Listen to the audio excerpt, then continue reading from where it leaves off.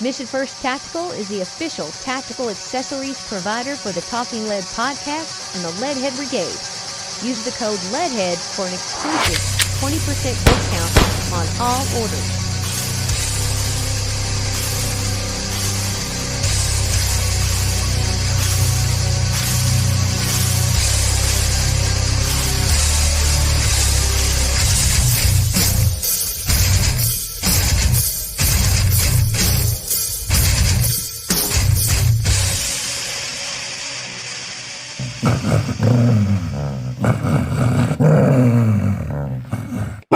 Lead heads, welcome into another edition of the Talking Lead podcast, where we have been leducating the unleducated for over 12 years now, since 2012, whatever that makes that. Do the math. And we are here to bring you some awesome leducation today. We've got a great lineup for you, a great topic, which it's one of those love-hate relationship kind of deals. It's the bullpup is the topic for today, and I have got some experts, people who have extensive knowledge and use with different types of bullpups, whether it's a shotgun, a rifle, or something else. We're going to talk about that, but before we do that, make sure that you go and support all those that make this show possible.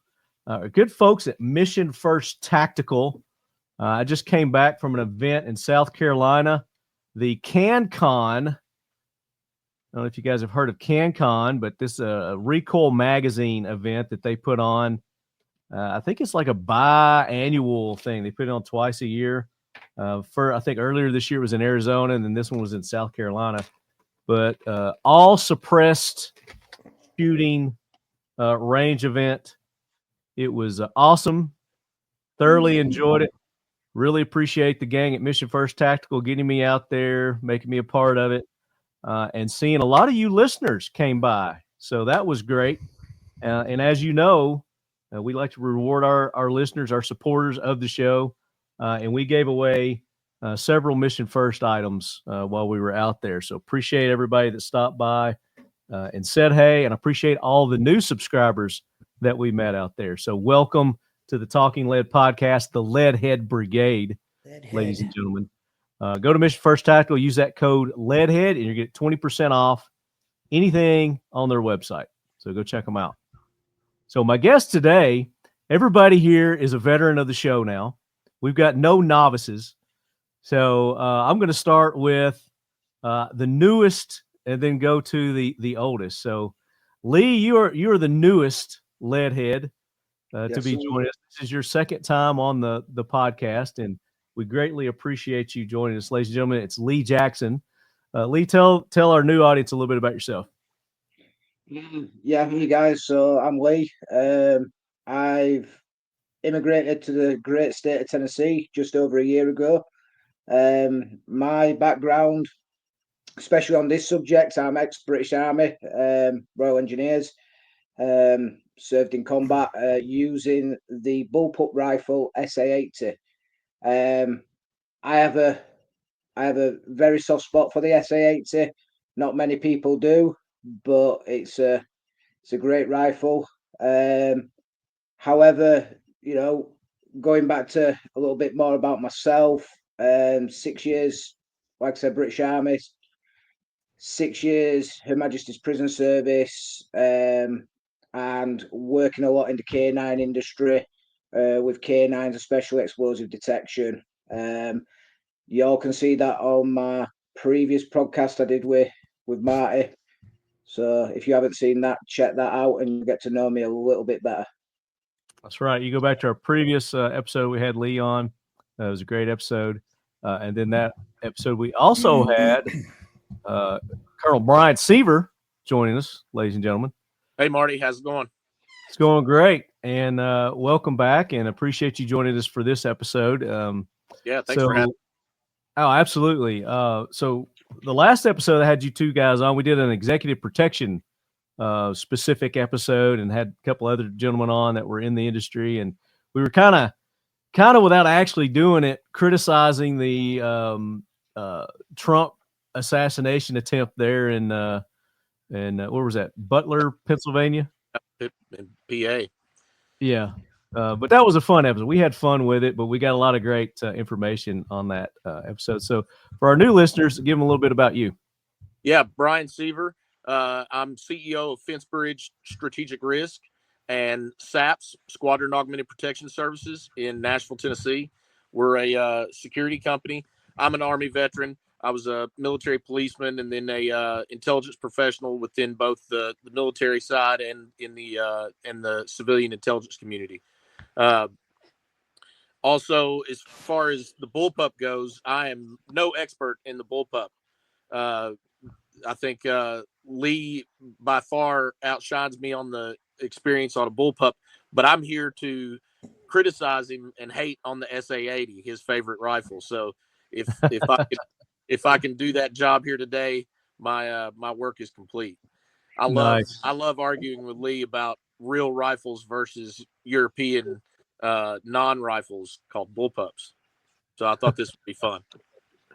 This is going to be fun. I can't wait till we get into that. And then Bryan, I mean, recently with the Tennessee Rangers, everybody knows the big hurricanes and whatnot that's hit the country. They hit part of Tennessee here. The Tennessee Rangers, is a great organization that you're a part of and started, and you guys were out helping the public, offering your services with that. Talk a little bit about what you guys did and are doing. So right in the aftermath, as Hurricane Helene was hitting East Tennessee and North Carolina, the Tennessee Rangers were deploying up there. Our team, my team, we deployed a 10-man team up to East Tennessee and worked in Cott County. As a matter of fact, Lee was on that team as well, and we provided both water rescue, search and rescue.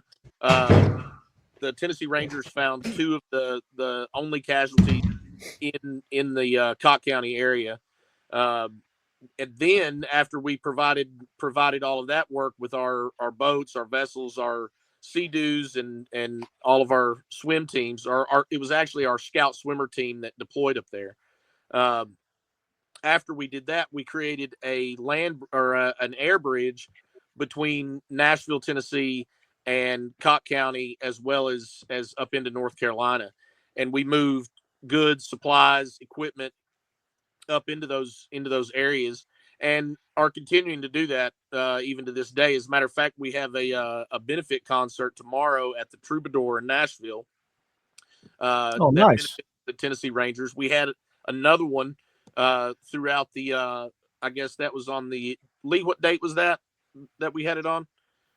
Oh, sometime in October. Yeah, it was late October. We had another benefit concert at Exit Inn that benefited the Red Cross and the Tennessee Rangers, and basically just allows us to maintain and continue to fund those operations up there. The devastation in Cott County was absolutely unbelievable. It was like nothing I'd ever seen. A real deluge of what it looks like when two rivers pour together and overflow into a mountain community. So, wow. It was good work that we did there, and I'm really proud of what the Tennessee Rangers did that week.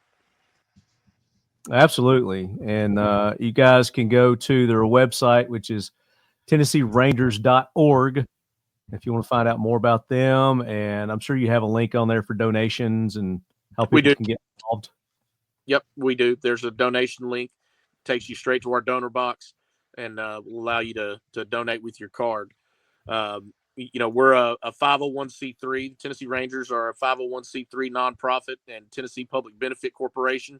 So it's self-funded as far as the organization. Nobody in the organization takes a paycheck. Everybody that works in Tennessee Rangers, that volunteers for the Tennessee Rangers, is exactly that, a real Tennessee volunteer. And we live to that name. So we do need those donations, and it really truly helps us. Awesome. Very cool. Very cool.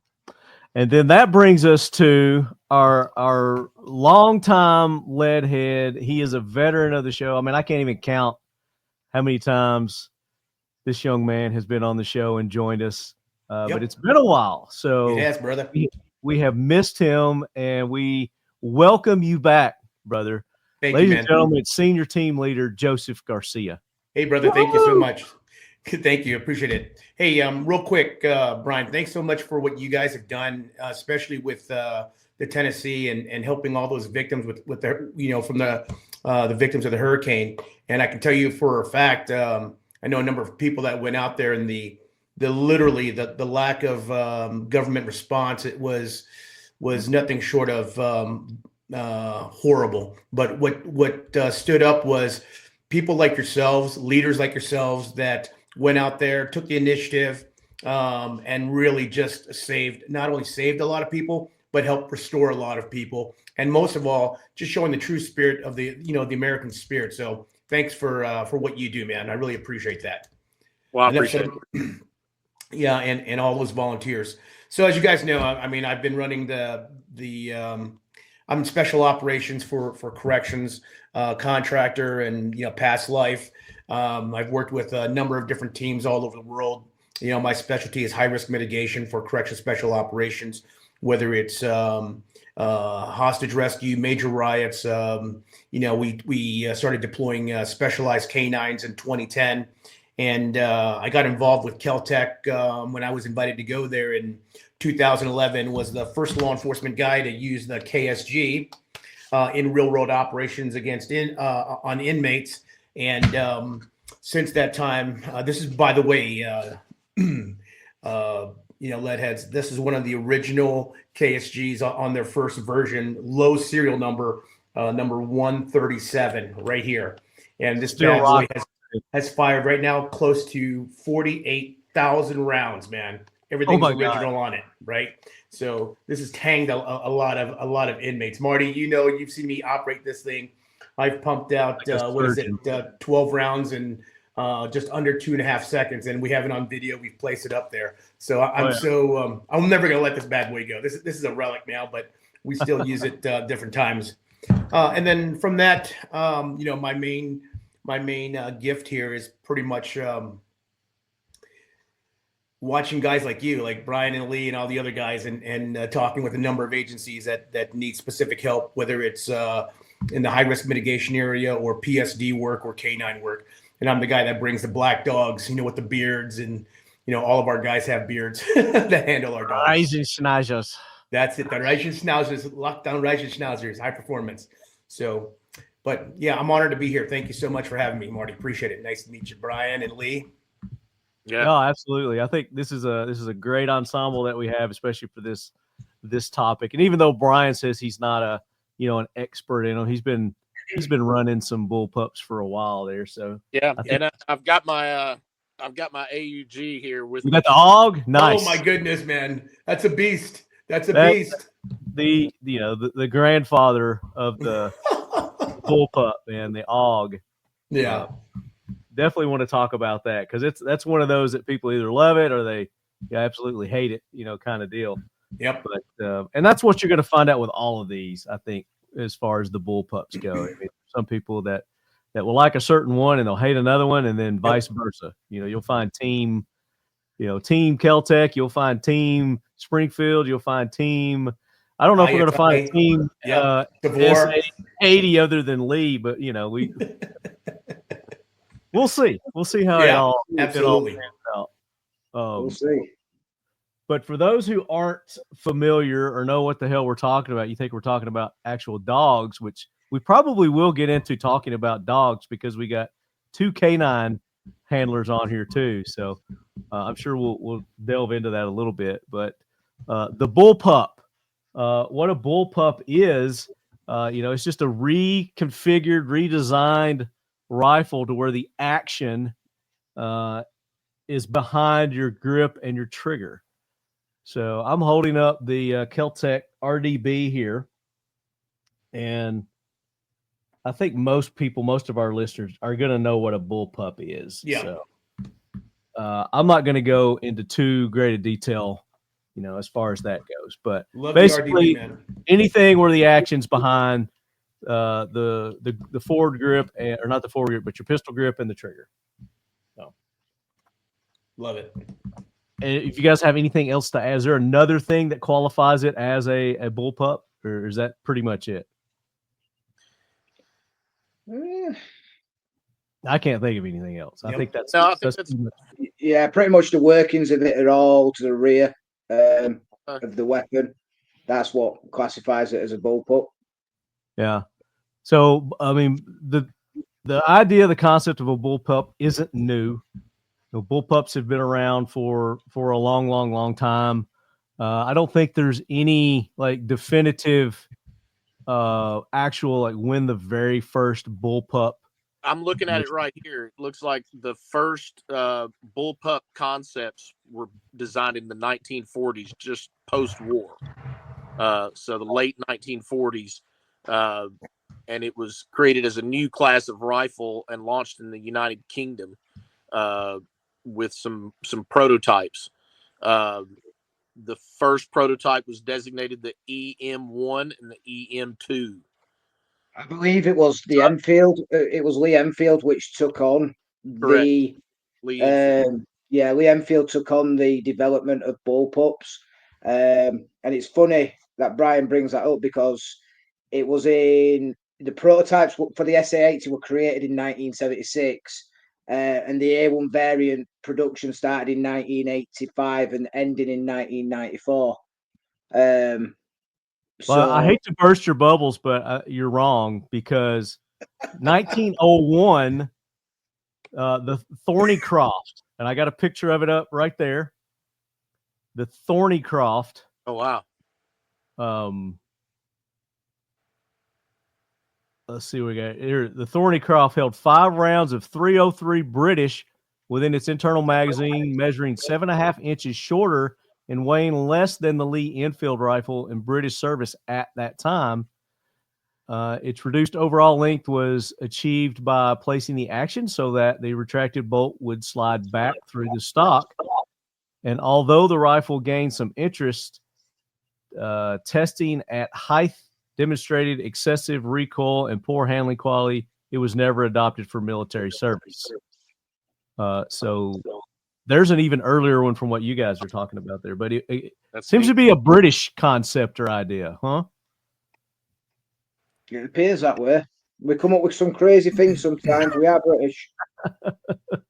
But I'm sure there's probably examples of probably some things even earlier than this. But I got this from an article on Guns and Ammo by, I want to give credit where credit's due, Eric Poole, Poole. This is October 26, 2017. And he's got a pretty good little article on the history of bullpups there. So that's one you guys might want to try out. But as far as the military adoption, I think that's where you guys are headed with it. So continue there. That EM1 and EM2, it looks like, are the first one. It was also known as a Janssen rifle. It was a British assault rifle briefly adopted by the British forces in 1951. But the decision was overturned very shortly thereafter by Winston Churchill's incoming government in an effort to secure NATO standardization of small arms. Very good.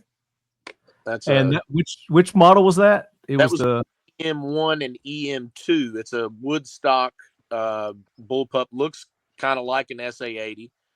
Okay.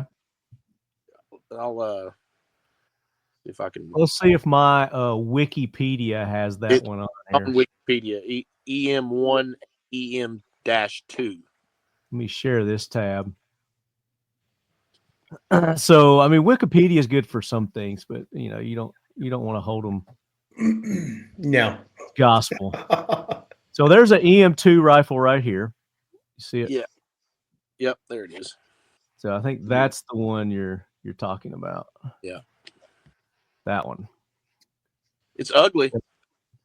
Well, I was going to say it's kind of a work of art, and that's kind of what appeals to me to bullpups. Yeah. Is it's aesthetics, it's art. I've talked about firearms before, and the reason we hang them on our wall, isn't for storage. It's to show people, the beauty, the art that we like. It's like hanging a painting on your wall. They're works of art, and they should be shown and shared and loved by everyone, right? Yeah, it's a good tool, man. I love the bullpups. Yeah, not only is it art, but it's tool. It's a tool. It gets work done. And what's interesting is it's a strange caliber to me anyway. It's a .280. Oh, that EM2. Let me pull it up there. Yeah. Yeah. Yeah, .280, 7mm, 7.62 by 51 millimeter NATO. 6.25 NATO standardized the 7.62 rifle cartridge for its service rifles, and then that's when the SLR got introduced, the L1A1. Which is 1948 is when the EM2 hit the scene. So 1948. Right. Yeah. Whole point of reference there. But it was a 7mm .280. Yeah.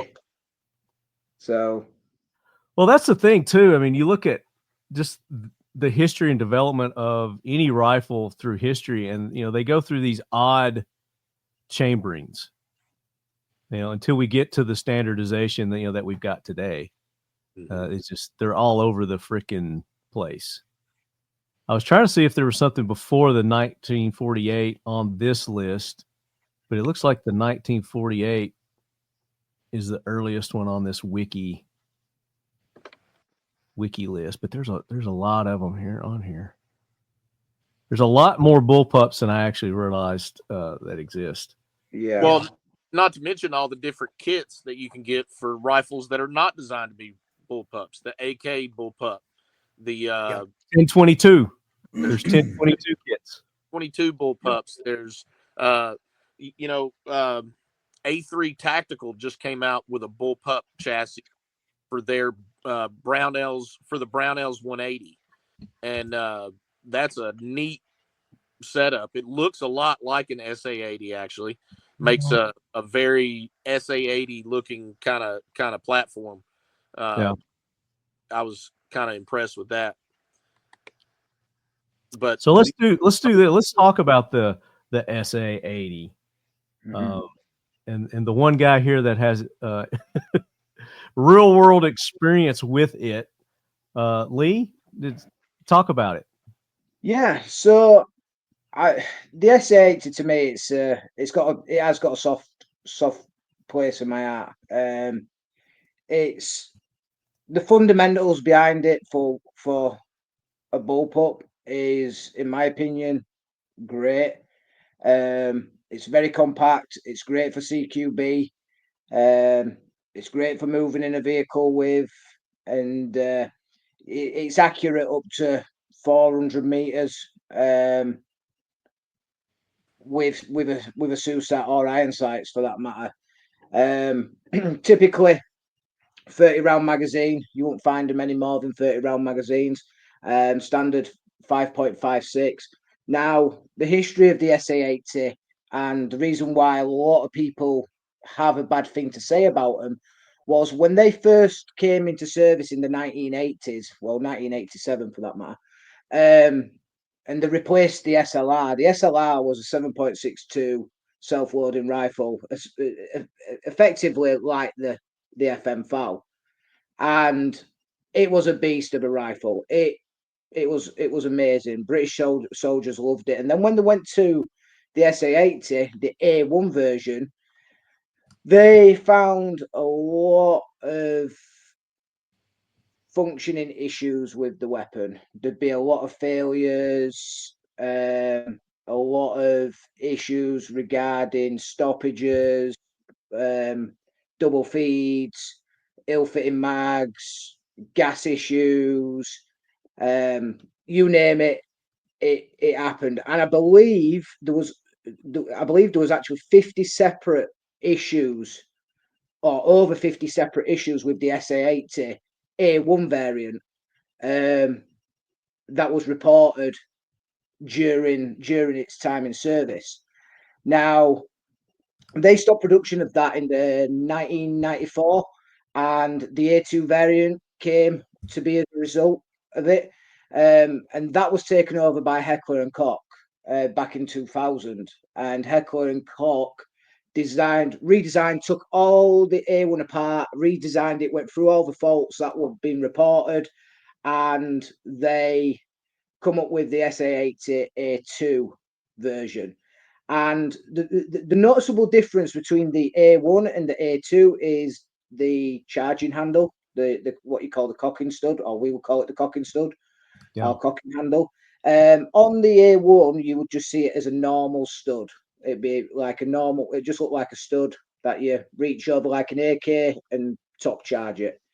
Now the A2 has a half moon like handle that you can grasp onto, and the reason why it was designed like that is to help deflect rounds away from you, help deflect that spent ammo away from you, and that's why that half moon cocking handle was designed like so.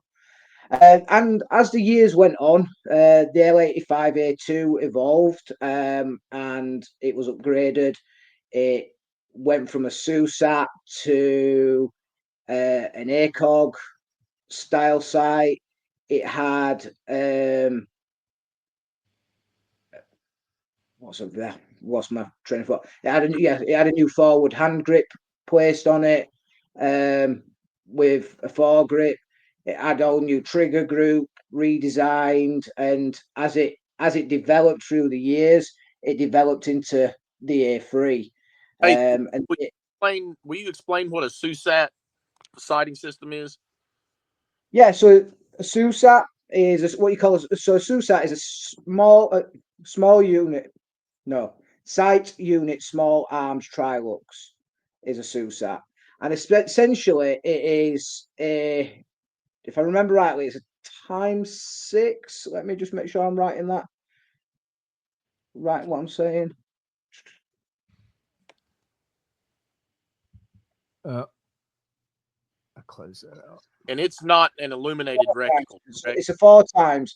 There's no mil dots, and it is just a pin sat inside there. And there's no mil dots there. You can't figure out target distance or anything like that. It is just a pin which is magnified to ×4. And essentially there's a little bit of tritium in there which will help it go up at night, so you can see the pin at night for night shoots. And it appears here originally. No, that's the ACOG. I thought it was a on that one. Yeah, so it, like I say, it utilizes the tritium, so you can see better at dusk and dawn, and nighttime shoots. But essentially, it's just a pin within the reticule itself. So when shooting it, it's quite a technique to use. You have to go off of target size. Here's a SUSAT right here. Sorry, I've got one pulled up on the screen there. SUSAT. Yeah, that's the one.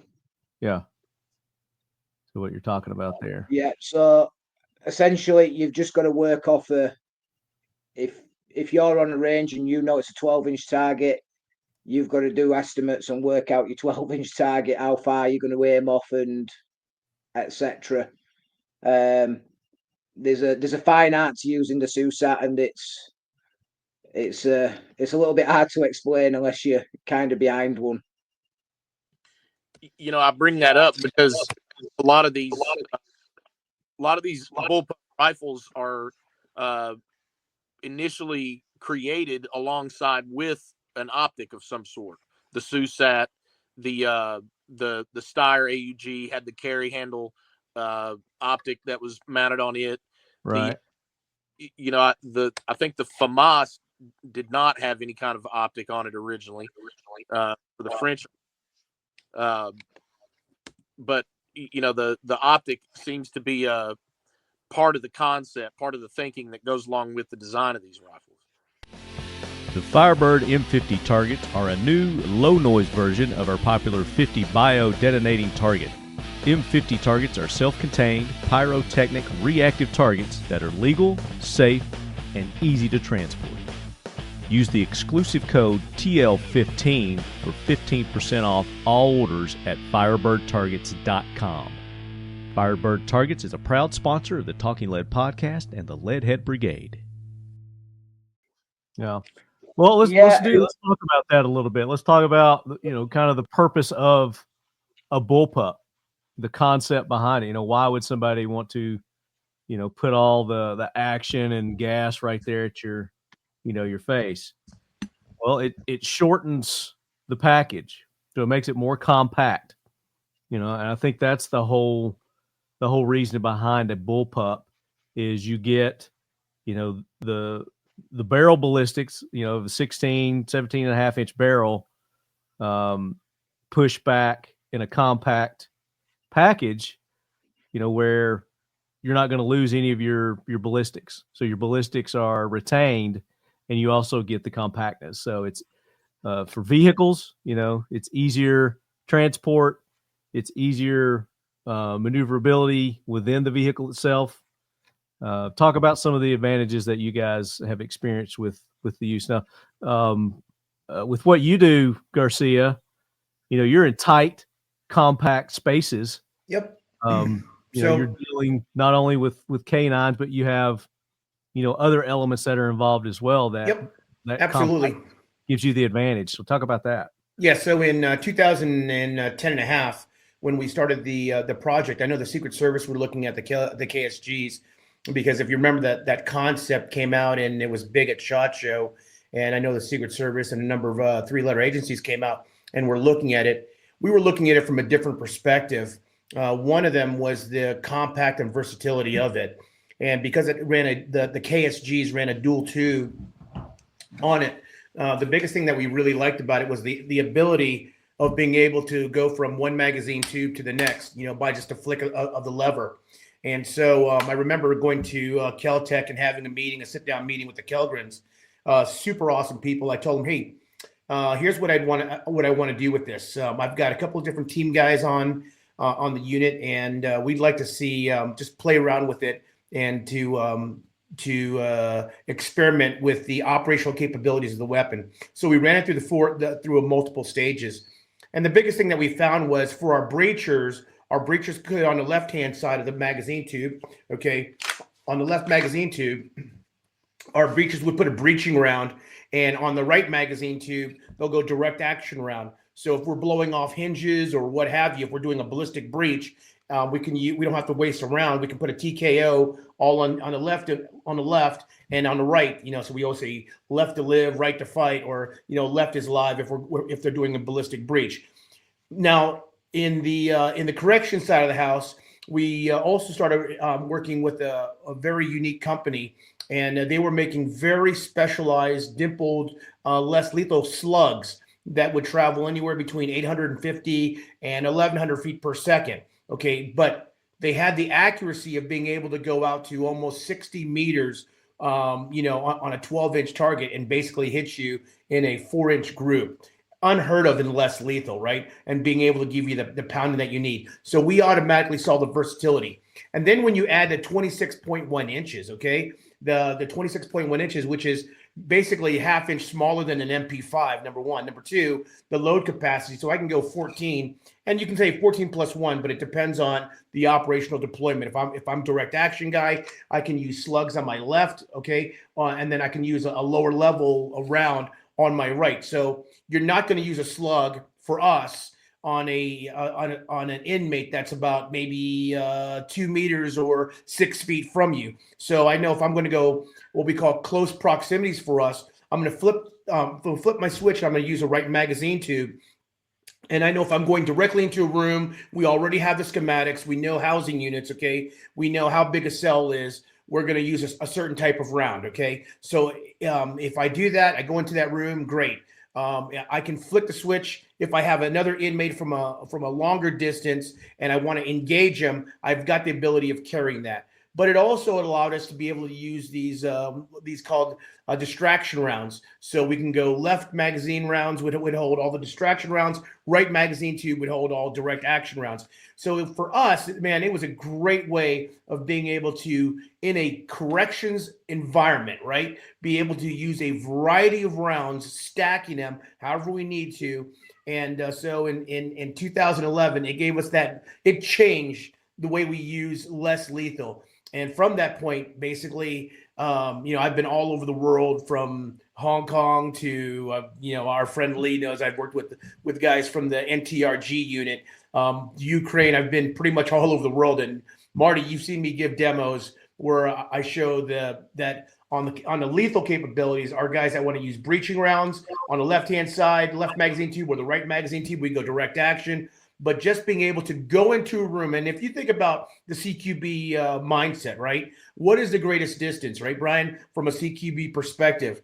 I guarantee you, if the rounds that we were using, we used some rounds still are classified today, but we've used rounds that I would use a shotgun. I'd go into a CQB environment with a shotgun, and I would show operators from all over the world that I can get off 2 or 3 rounds in under a second, no problem, right? So, but the shotgun round is a powerful round. So if you're wearing body armor or whatever type of armor you're wearing, you're going to get hit pretty bad, right?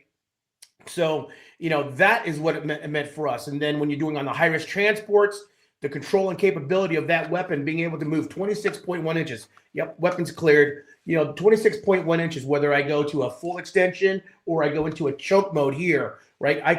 This weapon became the bread and butter for us. And I wrote the standard in 2011 and a half, had my first engagement in 2011, wrote about it, submitted white papers on it, and have video with real inmates getting shot. The first ones in the United States. And since then, it's just been a countless list of them. So now that all the level 1 teams throughout the United States that have full SDU units or SOG units are all all using the KSGs. There have been other weapons coming out of there. There are some cons about it.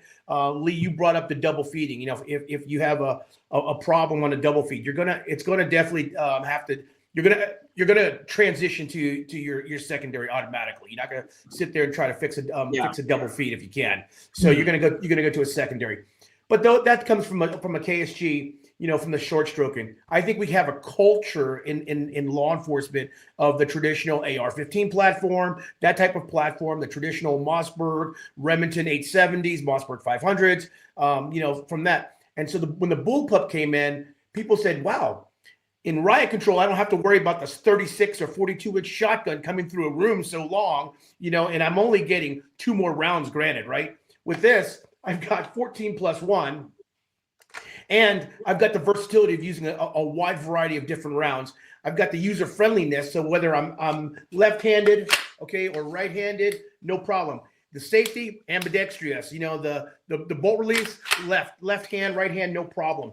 Feeding the magazine, when we feed it, people try to feed underneath. We tell them real simple. On a bullpup, it's very simple. Just cant it, just like this. You got the inside rails, and just drop your rounds.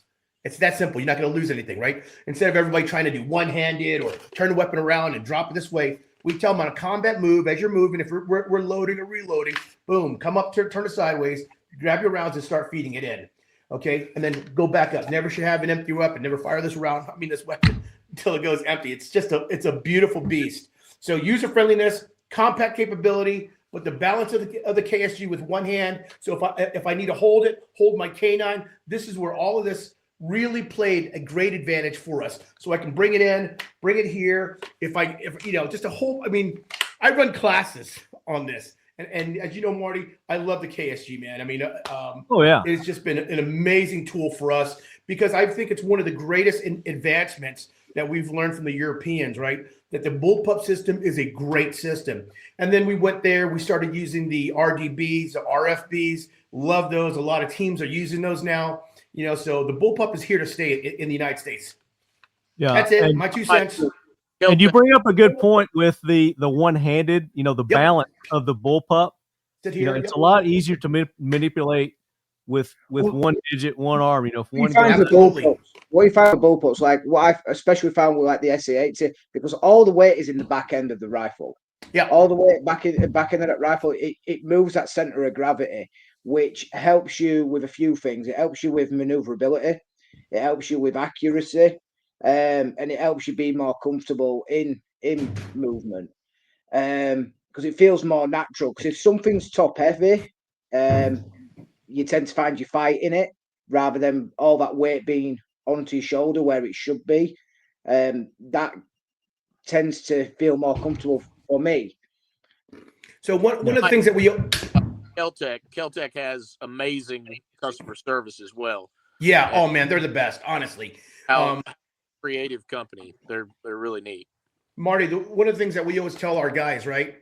Economy of time, space, and motion is very important for us, especially when you're in a battle. I mean, Brian, you guys know this, Lee. You know, when you're fighting, it's economy of time, the economy of space is real important, and the economy of motion. So if I'm moving this weapon around, I don't want to be knocking down a whole bunch of things. So I do the choke, and I'm moving into that room if I need to or what have you. But time, space, and motion, user friendliness, capability, capacity, versatility is why we selected the KSG back in 2011. And we weren't paid to do anything. We weren't sponsored to do anything. That came later as we developed the combat program for it and everything else for KEL TEC. So love it, man. Love the bullpup. Have they done an auto version for the KEL TEC? I don't know of any semi version of it. I do know that there's a company, the Panzer. I don't know if you guys have heard of those, the Panzer arms. They do the BP-12. That's a semi-auto, but that's a Turkish gun that just came into the last year and a half. So semi-auto bullpup. Yep. So look it up. It's called Panzer Arms BP-12. Panzer Panzer Arms BP-12. BP, there it is, right there. They're already on a Gen 2 on this. So yep, they are. They've had a few issues. They've had a few issues, but I can tell you there's a number of things going on that I can't discuss. With the Panzer? Yeah, with the Panzer. But it's going to be a rival, man. I'm telling you what. You know the guys with who do the I can't think of the company's name right. I think it's Genesis Arms with the shotgun. Yeah, the John really Wick. I love the shotgun. But from a bullpup perspective, dude, if the Panzer Arms have made the adjustments that they have, this is going to be a very, very solid solution to those that don't want to pay that price. You know, that Genesis Arms price, because the Panzer Arms are coming in under $1,000, dude. Is this a Turkish gun? It is. They're a Turkish company. Okay, there's a lot of those that are coming over here now. Shotguns, obviously, but just a lot of different Turkish guns that are, and they have been for a while, but they're becoming better quality. I think they're actually starting to understand the wants of the American market, and they seem to be catering to that. Well, our buddy Chad worked for a Turkish company, didn't he? Chad was at Century Canic, for a while. Yeah. He's working with EAA now, which EAA is also Turkish. They import Turkish firearms. So and EAA actually has a bullpup. They have a bullpup shotgun too, but I think it's a rack also. I don't think it's a semi-auto. I'm not sure. Yeah, the semi-auto with the Panzer, I can tell you between us four. Yeah. So, go ahead, Brian. There's the Tavor TS12, also the semi-automatic. It's got 3 tubes, I think, on it. Semi-automatic gun. That one is semi-automatic. That's right. Yeah. The issue with the Tavor that I've had are fingers, man. When you're racking that thing and you're rolling it, dude. If you are a little careless as you're rotating it, you will get your fingers snapped, caught, tips of it, guarantee you. You know what's interesting here is like obviously you've got the bullpups in shotgun versions and you've got bullpups in rifle versions. So we've got the SA80, we've got the Steyr AUG, and what's interesting is, even, you know, like you've already said it, Garcia, is that, you know, time, space, and motion are important, but the ergonomics on both of them systems, the 12 gauge or a rifle, the ergonomics are very different. Now, like you said, when you're coming up to that position and you're reloading that, you know, placing that round in, it's very different with an SA80 or an AUG, because what you're going to do is, from this position, you're actually going to bring it up like you would when you're reloading a pistol. You're bringing it up into this workspace here, and then you're removing the magazine, replacing your magazine, and then driving back out to it. So yeah, it's interesting how the ergonomics are different, but time, space, and motion are very much the same. I find that pretty cool. Yeah. So I got a video playing right now. That's the Panzer. That guy was shooting the Panzer right there. Oh yeah, I think monster. Semi-auto there. I mean, anytime you're shooting a 12 gauge semi-auto, I mean, my word, it's going to be brutal on you. But another thing that I wanted to point out with what Garcia was holding up there, and you know, and maybe some evolutions of the bullpups is, you know, we like accessories on our firearms. We like rail systems, and you know, the KSG has rails, so you can put your lights, you can put your lasers, you can put, you know, your offsights, whatever you want to do, and that's some, you know, some things. Talk about the S80 as far as how that, you know, irons and all that, how that's set up. Well, as far as kind of like the SA80 goes, like I said, back with the A1, it was you had your choice of either iron sight or a SUSAT, and that's as far as accessories went with the A1.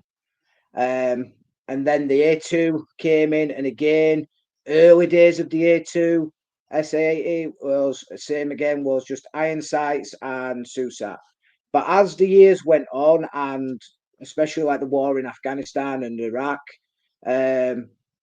soldiers were basically saying, like, hey, we need this. We need a system like a Picatinny rail or an M-lock system to, you know, we need to attach flashlight. We need to be able to attach as laser pointers, etc. And so the government listened, and they introduced a Picatinny rail early days on the A2. And then when it went to the A3, I believe they put an M-lock system on it, and gave them the ACOG. So it gave them a lot more ability. Looks like they put grenade launchers on there now too. Well, you've always been able to put grenade launchers on them, but it's something, you know, it's something which we like more of a specialized role. Not everybody had one, I suppose. And how is it about, you know, the ambi aspect of it? You know, Garcia was showing the KSG, and you know, everything's set up to be ambi, and on the KSG, it ejects down, doesn't it, Garcia? Oh, you're muted, buddy, for some reason. Your audio's off. You got no audio, buddy. You hit mute or something. I don't know. You're not muted on the system, but nothing. No, not getting him. We got nothing for you, buddy. Did you hit a button, maybe? Jump off, then jump back on. Can you hear me? Okay. All right. Let's see if he can jump back and jump back on. But you know, that's another thing with, especially with left-handed shooters. You back? Yeah. If you are a left-handed shooter with an SA80, you're not going to shoot it. You're going to get a face full of hot brass. So with the AUG, does it have the ability to? So standard AUG has an ejection port on the right side of the rifle, and then nothing on the other side. However, it does have a small molding part, a molding mark that you can kind of see where it's supposed to to have it where you can reconfigure it for left-handed fire, but the AUG doesn't have it built in.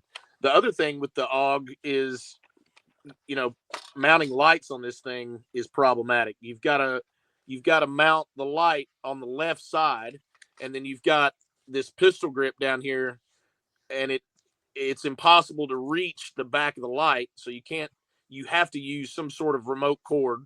Right, you got to use a triggering device. Yep, it's kind of complicated for mounting lights and stuff. The early AUGs, had the built-in optic that was just a small, right. like little tube optic. Yeah, and then they replaced it with this Picatinny rail, and that makes it a lot better for different types of optic mounts. And then this, this weird grip mechanism that's got your whole hand going in there to be able to access the trigger. It's much now, different. one of the cool things about the AUG is can't you change those barrels out? Can't you change a barrel out? Yeah, and it's real quick and easy to do. Yeah, the barrel on the AUG comes out. So there's like a button up there. Let me pop this thing out here. Once you get proficient with it, it's it's a neat gun. I mean, it's a fairly easy thing to do, but that's cool because you can change out. Yeah, just like that. Boom. Pops right out there. Yeah. And then you can switch your barrels out. Oh, you can put a heavy barrel for calibers. Change out calibers. Light machine gun configuration. You can do a longer barrel for more of a designated marksman kind of rifle setup. There's a lot of different things you can do with it. You can access the safety on this thing with your thumb, but you kind of gotta have long thumbs to hit that. It's kind of a long thumb kind of guy operation. It's I don't know. I find a lot of the issues with the AUG kind of a compromise in so many ways. A compromise for space, but man, it's so 1980s. It's so Harley Davidson, the Marlboro Man. Well, I mean, the movie that made it famous, the Die Hard. Yeah, that's right. That is not a Christmas film, by the way. Yes, it is. It's a Christmas film, Lee. This is not a Christmas film. The KEL TEC Sub 2000 is a name and firearm platform synonymous with innovation. This year, we're looking forward to welcoming even more to the fold with a twist.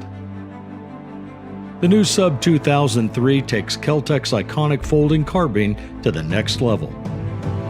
By allowing you to leave a fixed optic, lights, sights, or other accessories on the firearm even when it's folded away. To fold the carbine for storage, press down on the trigger guard while pulling back on the end. Rotate or twist the forend until a side slot on the leading end snaps into the retention latch on the buttstock. To unfold the carbine into the firing position, press the latch release button on the end of the buttstock and pull the forend up and away, while rotating or twisting it until the forend engages with an audible snap into the back half of the carbine. Compact and ready for use, the Sub 2003 weighs in unloaded at 4.2 pounds, with a compact folded length of 16.15 inches and an overall length of 30.45 inches when unfurled for use. From the backcountry to personal protection, this versatile go-anywhere tack driver is the perfect multi-purpose addition to any collection. Innovation, performance, KEL TEC. Hey, can you hear me now, Marty? It is a Christmas film. Yes, we got you back. Yeah. Awesome. Sorry about that. Yeah, you're back. You're back. Yeah, so you asked me a question about the gases on this. The rounds eject out of the bottom, straight out the bottom on the bullpups. The gases sometimes will come into your face a little bit, but, I've also had the AR platform where the gases kind of shoot back to you as well.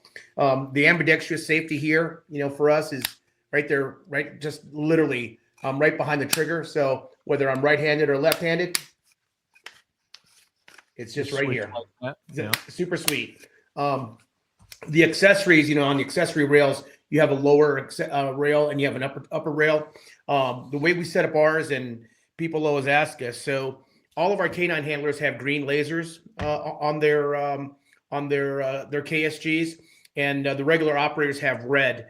And the reason why we do that is so that whenever the rest of the team sees the green laser, or staff sees a green laser when we release our dogs, they know that there's going to be a canine on the way there. So it gives everybody a visual of be careful. There's going to be a canine on the way, so we don't want any blue on blue crossfire or accidentally crossfires.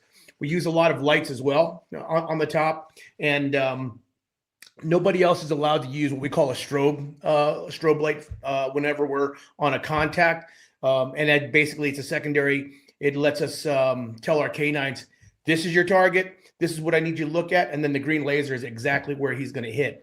So since 2011, man, we've been guiding our dogs with either the SE532 green laser, okay, the brightest handheld laser, or a weapon-mounted laser for us, for all of our handlers.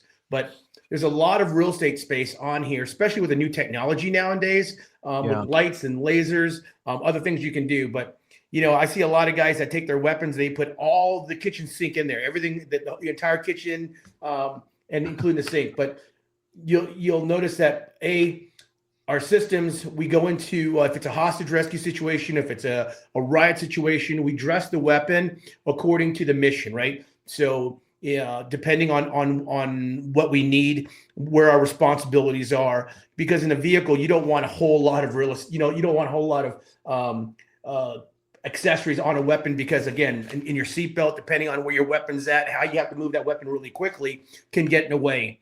And it's really interesting to watch a lot of people with their cool lasers and the cool big optics and all the other crap that they have on there. And I wonder, when was the last time this person ever seen any combat or did anything with it? Nice. Yeah. Nice. The big old optic like that. Real estate space, man. You must be in Beverly Hills. Looks like a front window of a car, doesn't it? What is that? That's your is that the Smith & Wesson? This is the Smith & Wesson, yeah. So Smith & Wesson, it's the KEL TEC knockoff. Yeah. Hey, were they gonna? Wasn't there like a little bit of litigation between them and KEL TEC? I think probably. I mean, if there wasn't, there should have been. Because it's pretty damn close, dude. Yeah, very, very similar.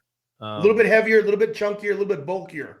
Yeah, it is. It's not as compact as the KSG. Yeah. But then, that's the thing with the KSG also is they've got a couple of different models of that. They've got an even smaller one.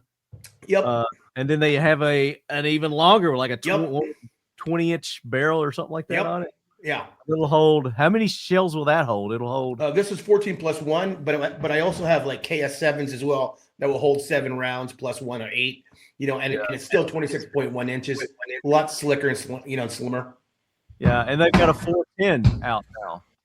That's what? A 4? Yeah, that's right. They do. KEL TEC has a 410. Shotgun. Yeah. KEL TEC is rocking it, man. I mean, there's no doubt that those guys really took the bullpup platform in the 12 gauge platform and just basically owned it. So. Oh yeah, without a doubt. But they're like we were talking about. There's a blue bazillion other. Especially shotguns that are out there nowadays. The Turkish are really jumping on that. Yep. But the rifles, we're talking about the SA80, talked about the AUG a little bit. Springfield has taken the Croatian with the VHS. Yeah. They call it the Hellion is what they call it. Yep. It's Springfield. What about the RDB? I mean, we use a lot of those. We like the RDBs, and there are a lot of teams that have adopted the RDBs now. Yeah. So that's one too. We'll get back to the KEL TEC stuff, but I kind of want to spotlight some of the other ones. Yeah, because we're KEL TEC fanboys. I mean, our listeners know that KEL TEC is a sponsor of the show, but I've been rocking KEL TEC way before I started even doing this show. So that's true. I don't let anybody sponsor the show that I haven't had firsthand experience and tested their products and I personally approve them. So. KEL TEC is one of those companies. They've been a long time supporter sponsor of the show, but that's because they make great products. As Bryan said, their customer service is spot on. You got a problem with something, they're gonna deal with it, take care of it. Yep. But the Hellion, I've pulled it up here. Let me see if I can share this. So they've kind of gone in and just really addressed all the concerns and Wow. issues that people have said over the years about a bullpup. And, they fully made it completely ambi to where, a left-handed shooter takes this thing, and then they've got an ejection port on each side. They've got the ambi safety. They've got this is one thing that I've heard, and I've not shot this extensively, but the bolt drop, is back here on the rear, and that seems to be kind of a gotcha to most people. But basically, they've just taken the Croatian VHS. This is exactly what it is, from my understanding, and they've brought it here. You've got this height over bore also with the rail system. Yeah, I'm not big on that. Yeah, and then you've got the built-in flip ups, which is kind of nice. But at the same time, when you're mounting your optics, you want to make sure that you're not covering those up to get the benefit of your irons. That's one of the things that's going to give you too, having that higher height over bore, is being able to have a good heads up kind of posture, being able to, use nods or even gas masks. That kind of going to be easier to use with that higher height over bore, but it can be weird on the setup. Depending on what optic that you're using. Yeah. It gives a bit more stability for that CQB movement, of having your head up more upright and be able to move with the weapon rather than tilting your head into it. So yeah, it gives a much more natural shooting position, which. Now here's another feature too, is adjustable gas. Well, the SA80 is adjustable. Okay. Yeah, the SA80 is adjustable gas as well. You tend to find bullpups rifles are adjustable, and it can also be kind of complicated to suppress. But some of them can suppress really well once you get past the odd threads. The Steyr has a completely different thread pattern than your standard AR-15. None of my suppressor attachments will fit on it. I've got to get some special stuff to make it work. What's the thread pattern on it? What is it? The thread pattern, but it's an odd. I wish we had our boy Brent here. He knows the thread pattern. I can pull the specs up. Thread pattern. You looking it up? Okay. While you all are doing that, I'm also checking out the IWI Tavor X95. That's I was going to get to that next, but yeah. Yeah, that looks pretty well. It's like a hybrid between the AUG and the SA80. It's the old metric thread. It's 13x1 left hand. Okay. 13x1. But however, that's only on the older models. Apparently the newer models, the recent AUG models are 1.5x20. Yeah, they've addressed that, and the magazines were an issue for the older AUGs too, because they had a dedicated specific magazine for them. Those proprietary waffle mag on the original AUGs. Yeah, well, I think you're finding most of the bullpups today are using the standard AR-15 standing mags. Yep, that's what mine's got on it. Yes, sir. Hey, Marty, how did you find the Hellion, out of curiosity? Weight wise, what? Weight wise, how did you find it? It's a little heavier. Okay. Than the other bullpups. Okay. So, it's a little heavier, but again, it's one of those things you get used to it. It's what you're used to, Yeah. But by far the lightest, most compact is this one that I've run across, is the KEL TEC RDB. Yeah. Interesting. I mean, by far, it seems to be. But here's another thing too: is to be a legal, commercially owned without having to go through tax stamps and all that, it has to be overall length of a bullpup, the barrel still has to be 16 inches. It still has to be an overall length of, was it 26 inches? 26.1. 20. It has, for the stupid NFA, legal definition of a rifle, they have to do that. So that's why you don't see them any shorter. And I guess that's why, how would you make a pistol out of, you can't really make a pistol out of a bullpup, can you? Well, there was the Remington Arms Company had that bolt action Remington bullpup. It was called. But it was an actual pistol, right? Yeah, it's called the XP100, but it's got the trigger is ahead of the bolt. Yeah, and it's an odd looking. Yeah, it's weird work, but one of the other things, like speaking of bullpups, there's a ton of bolt action bullpups.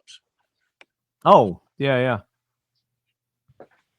And we haven't even gotten into those yet. But the Tavor, so let's get to the Tavor. Lee wanted to talk about the Tavor, the X95, and they've really, that Israeli firearm, they've really modernized it. Who better than CQB than the Israelis? Absolutely, to come up with a rifle platform that'll fill that void right there. And they've got the really small. Is it the X95? Is that the one that's like really, really compact? Yeah, I believe so. Let me see what the specs are on this. And they've got 5.56, 300 blackout, 9mm. The different calibers that you can get in it. Here's the X95. 16.5 inches.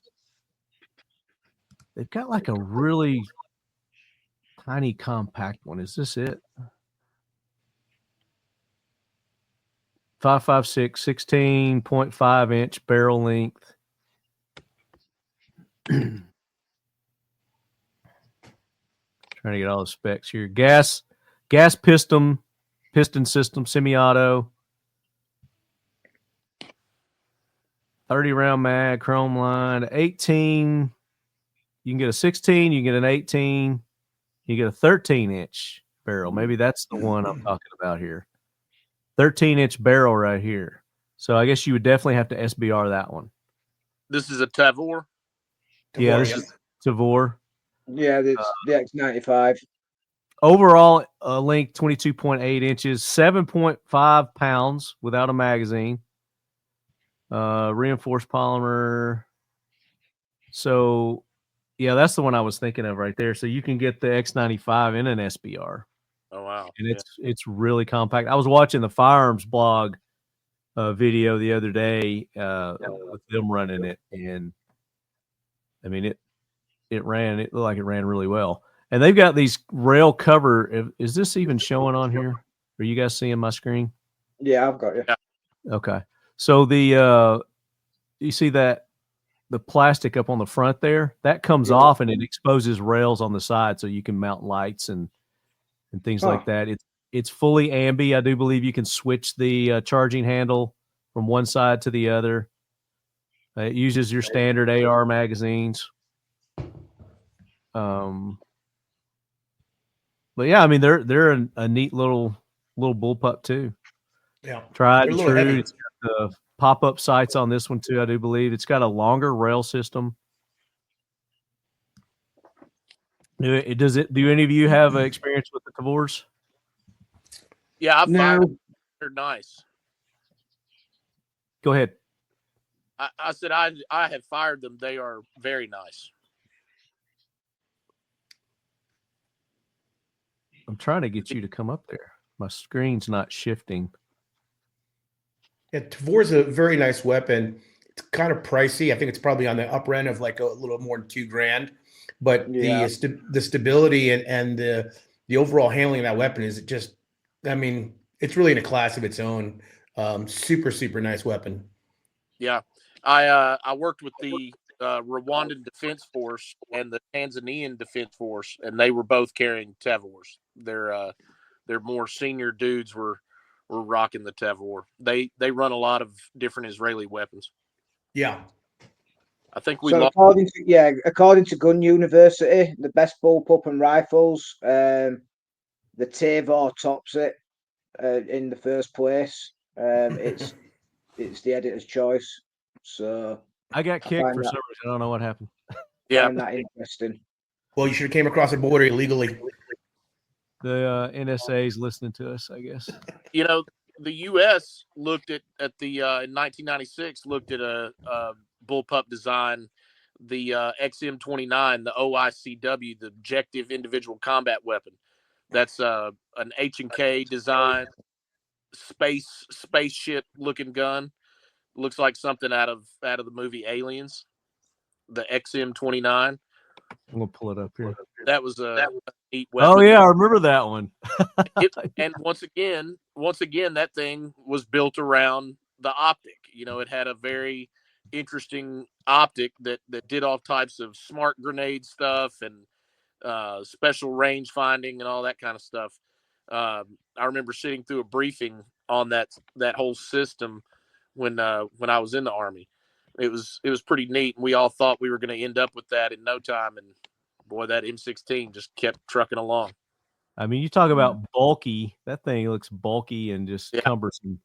And even reminiscent of the what is it? The FN 2000. The the FN 2000. Yeah, that's a big gun. Yeah, looks like it's straight out of Starship Troopers. Yeah, exactly. And Starship Troopers used a Mini 14. The prop people, the armors for that movie used a Mini 14 with an old mail order style bullpup chassis for it. That was the Starship Troopers gun in the movie, at least.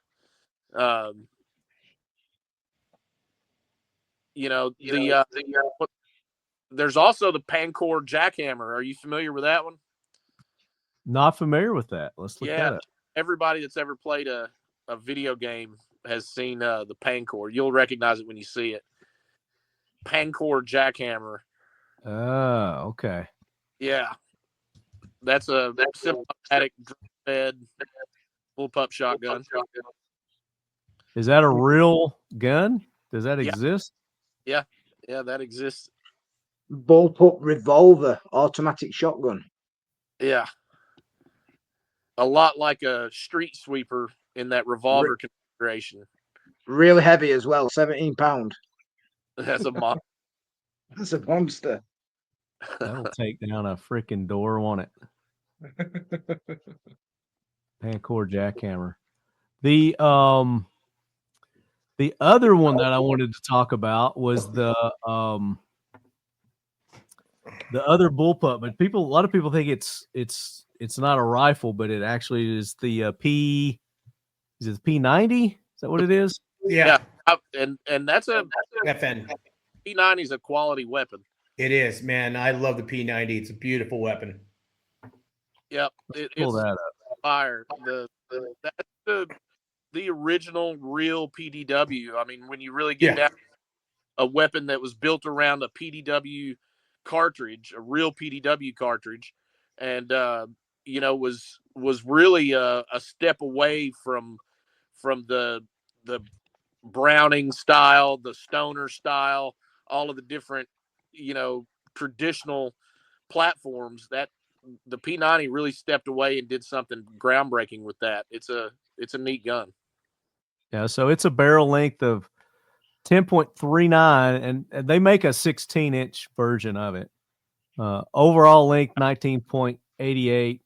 So you definitely, the one I'm showing here, you definitely have to SBR that. But the caliber that it shoots, the 5.7 by 28, expensive. You know, another thing that set it apart, and the top loading magazine that they have. Yeah, money. Yeah, and Stargate. They used it in that movie Stargate, didn't they? Yeah. Stargate gun. That's a great. I love that weapon. Hey, have you guys remember the that bullpup called the DP12 that tried to come into the industry, and there were so many memes done about it. DP12. Let me pull it up. Marty, I think is one of your friends in your industry. The guy, I can't think of his name right now, but he used to test all these different weapons, and he did a hilarious video of the DP-12 just falling apart in his hands. Carnicon? What's that? Carnicon? Oh no, yeah, the standard. Dugan Ashley. Yeah, Dugan. I think so, man. But they did such a review on it. And it was hilarious how they were just testing it out, and the thing was just literally falling apart in front of them. But I remember people in the law enforcement community, they were trying to come in the community and sell it, and I was like, nope, too heavy, too big, too cumbersome. Really, just if you had a malfunction, you really had a malfunction, and that weapon's gone. But yeah, it was crazy. Yeah, there it is right there. Yeah, DP-12. It's by I think Palmetto Armory. Standard makes that. Standard manufacturing. Yeah, Standard manufacturing. That's right. Yeah, it's a double barrel. It had 2 barrels. See if I can bring up that video of the DP-12 review. It's hilarious. Yeah, that thing is a monster. There was another, I can't remember the other shotgun that came out that was just, it was a monstrosity. And we did a video on it back in the day, back in the early day. But yeah, so let's do this. Let's go to listener questions, because that's going to get us into probably some of the other areas of this that I wanted to talk about. And like most episodes, I'll make a post prior to us recording, give everybody an opportunity to put their 2 cents in on the subject matter that we're going to be talking about. And we award prizes for those who participate. So we've got some prizes today that we're gonna dish out to you lead heads.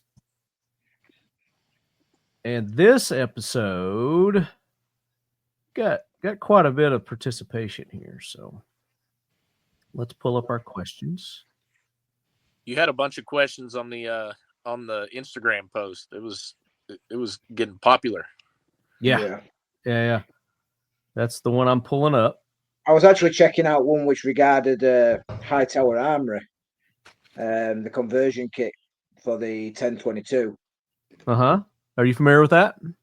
I haven't shot one. I haven't shot the conversion kit. No. However, I've been doing a little bit of research around it, and I really like the concept of it. I really like how it looks very much like a P90, but still rear magazine fed. And yeah, I think it's a pretty neat concept. I'd probably love to get my hands on one to have a play around, see what that feels like. So Ackless Defense had a conversion kit very similar to that. And I actually did it is a 1022 conversion, and you could put it into, it looked kind of like a P90 kind of frame, which was really easy to do too. It was really easy to convert your 1022 and put it in the Ackless Defense conversion kit. I'm not sure if Joe still offers that or not. I'll have to check. He's going to be on, I think, the next AK corner, so I'll talk to him about that. Those P90 style 1022 conversion stocks, those were originally made popular by that custom shop that had a reality show that had all the well, that's the same guy. That's Joe Moe, the Red Jacket Firearms. Yeah. So Red Jacket Firearms, because of all the bullshit that the asshole that caused all the trouble, they renamed it. It's Ackless Defense now. Okay. Yeah. Hey, what was the big problem about that, out of curiosity, for that Red company? That was rough. The guy who was like the star of the show, which he didn't even own the company. They just had him as the front man for whatever reason. The TV producers like, hey, you be the front man kind of deal. He got in trouble for underage stuff, I do believe. And that's right. Yeah, I'll leave it at that. And nobody else on the show had anything to do with that. And he just ruined it for everybody. It was a great show, great people. Jomo, I remember Charlie, that. Yep. Vince, Fleming, Flem, all those guys are great, super great guys, and they got shafted on that deal.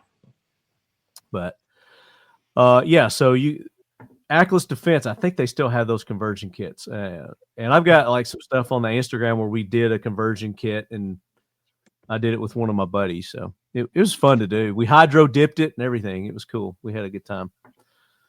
But yeah, the conversion kit. There are conversion kits out there. I think you were mentioning earlier. There's some AK conversion kits where you can. I think there's a company that just specializes in like AK bullpup conversion kits. And you're seeing those on the battlefield in Ukraine and Russia. Especially Ukrainians. There's a lot of footage of dudes getting caught with a bullpup AK in their hands. Oh, really? Oh, yeah. Okay. Yeah, I've watched the thing about Mm. So here is, I'll just start here with most recent. Brett Badal. I like the idea of a bullpup in terms of a shorter rifle, but mag changes are tough and even tougher in a vehicle or odd position. Sorry, maybe not the comment you wanted. However, as someone else mentioned, the IWI TS-12 is a great shotgun. And you had mentioned that earlier, Brian, the Tabor. And it's like a 3 tubes. It's got like 3 tubes that feeds. It's pretty cool. But for you two that are very proficient with loading and unloading the bullpups, Lee, with the magazines, address that comment. Yeah, there is some truth to that. It can be awkward because, like I said, whether we're standing, kneeling, prone, seated, each position you're going to have to bring the butt of the rifle away from your shoulder to get to that magazine. So there's obviously a few cons there. You're taking your eyes off the target, or the rifle's coming off the target. But that you're actually coming up into this workspace here to be able to get your magazine out, get your magazine in. Which, if you're in a vehicle, you've got the barrel up in the air, which can be a pain in the backside.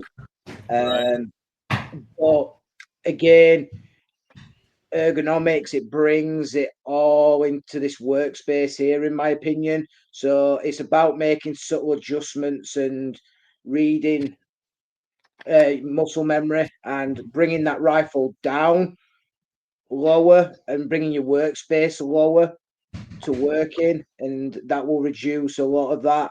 And then practicing going back out to that motion, practicing coming back in and lowering right down. So you get what I'm saying? It's like it changes all that. But yeah, there is some truth. It can be finicky. It gets some used to doing, especially if you've training issue, right? It's training. Yeah, it's absolutely a training issue. It's not, I don't believe it's anything to do with the manufacturing of the weapon itself. It's like anything. If you train on it and you train well, it takes 10,000 hours to get good at something. To be perfect at something, it takes 10,000 hours. And it sometimes, it's easy to blame the tool than it is the training. But but perseverance, and like my advice is, make subtle adjustments, because that's probably all that's going to need. Like I said, there is pros, there is cons. I don't think there is a perfect weapon system out there that we can all agree that is 100% perfect. We'll find something wrong with it in some way or another. But yeah, that's in your opinion. Would you say that reloading an AR, you can reload an AR quicker than you can a bullpup AR, a standard AR versus a bullpup? Now, yeah, I probably reload an AR quicker than I would if you put an SA80 back in my hands. It's been a few years since I've touched one. But I'm just saying, apples to apples. You got somebody who's just really proficient with an AR, somebody who's really proficient with. I think I'll be honest with you. I think you're on par. I think you're going to be on par with it. Because the only thing that I can see being a hindrance is going to be your follow-up shots after that reload. Because, like I said, coming from getting time getting back on target, following up, is you are going to be quicker getting back on target with the AR than you are the SA80.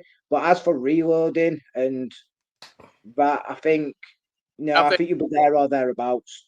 I think the AR is so much faster. I completely disagree. So much faster. Yeah. Let it drop. Reach in for the other one.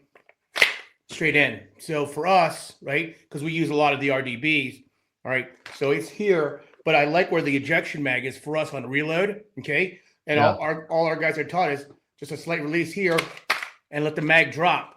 As I'm reaching in, I'm coming, everything is right here in my work tool space, right? My work area. So it's back on target. So even if I'm here, okay, I can drop it and then come up and put another one.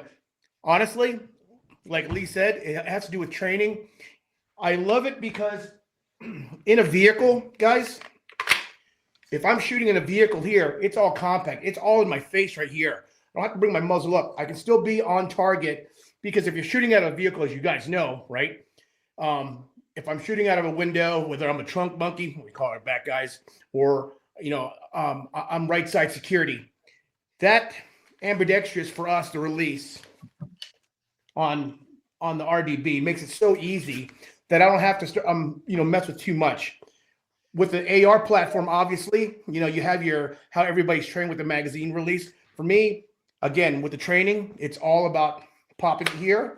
It just drops out. And when I'm reloading, it's here. Okay.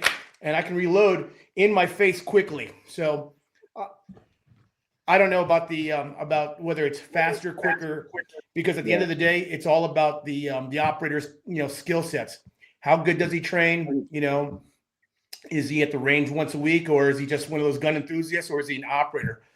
For us, I mean, before we even start shooting this weapon, these guys are already doing their magazine reloads, so they know where everything's at. Especially because we're going from an AR platform to a bullpup. But I personally, how do you address the argument of the bullpup and shooting prone position? Okay, so you're absolutely right. But again, when you're shooting prone, depending on what the situation is, if I've got a good platform, if I've got somewhere where I'm going to reach out and touch somebody, and I want to set up bipods, I can do that as well, right? But if it's a combat situation, I'm making myself as short, as small as target as possible. So that's where a lot of our canting comes into it. Okay, so our canting is coming in here next to a tire. I'm laying on its side, and I have I don't have to stick out a whole weapon around a tire. It's all very, very tight, so I can roll on my shoulders left or right. But you're right. When I'm here, for us, okay, now a lot of guys will say, use the 30-round mags. We use a lot of 20-round mags because it keeps it short right about there, okay, on a 20-round mag. And so if I don't have a 20-round mag on me right now, but I can go get one, and you'll see that it shaves it down. But you're giving up now what? You're giving up, capacity. So I'm not too big on the 30-round mags as I am for 20-round mags. Because if you get into a gunfight, especially in the U.S. in law enforcement, and you're sending down rounds that many rounds down range, you're in a pretty serious gunfight. Lee, you were in Afghanistan, so talk about how you guys train the prone position in combat. Well, for us, the SA80s and using it as a combat scenario, I found a couple of times where it was certainly a positive thing for me to be able to rest on my magazine and use my magazine to support my rifle. There were occasions where I caught my magazine on my body armor if I'd got it in a particular sort of position, and I was just unlucky that it had worked its way into like the side of my body armor. So like I say, it's pros and cons. From a combat perspective, it never hindered me. I never had a problem fighting with it. It never gave me a problem. But then again, on the flip side of it is, and in all honesty, at the time, I didn't know any different. I was working with what I had to work with, which was the SA80. Before that, I didn't really, I never took any other platform of weapon into combat. I'd shot other platforms of weapons, but not into a combat environment. Whereas the SA80, I thoroughly worked that in a combat environment. So I don't think I would be the best person for a fair assessment on that, because I'm going to be biased towards that. Now, well, what better person to go to than you, because you actually used it in combat. So right, but what I'm saying is, it's for me, there's always going to be the argument the AR is a better platform than a bullpup, and there is an argument there, but I think the difference is they're both two different platforms. There's multiple different ARs and there's multiple different bullpups, and they're under their own weapon systems, essentially. And it goes back to the thing of training. If you train on a bullpup every day, you're going to become proficient with a bullpup, and just as quick as you are with an AR. If you train with an AR all day, you're going to become as proficient as you are on a bullpup. Brian, you were going to say something. Before we jump into the origin of the P90 was actually trying to solve a lot of those problems, as far as shooting from the prone, top load, shooting it as a vehicle crew member with an elevated muzzle. Being able to keep the weapon down and be able to pop the magazine into the top of the gun was kind of solved. For guys that were running crew served weapons that might have to be shooting from the prone position, all that kind of thing. It was the development of that weapon was specifically trying to solve problems that other bullpups had, that other small compact weapons even had. The PDW as a personal defense weapon was, that bullpup configuration fits perfectly for that PDW role, but trying to solve some of those cons that you're still going to run into tends to be a lot of the design effort that goes behind these weapons. No, I agree. All right, next question.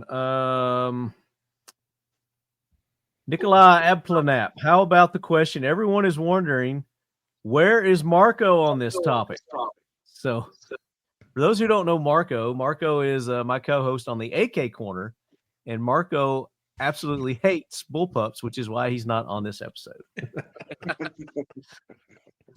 Chemo Sabi 75. Are bullpups good targets? Can I use them as a backer for my Firebird targets? Will they work as a door stopper properly to keep my shop door open? Perhaps I could use one as a wheel choke for my trailer. But really, where does the term bullpup come from? Thanks, guys. And Lefty, as usual, love the show, and I'll hang up and listen off air.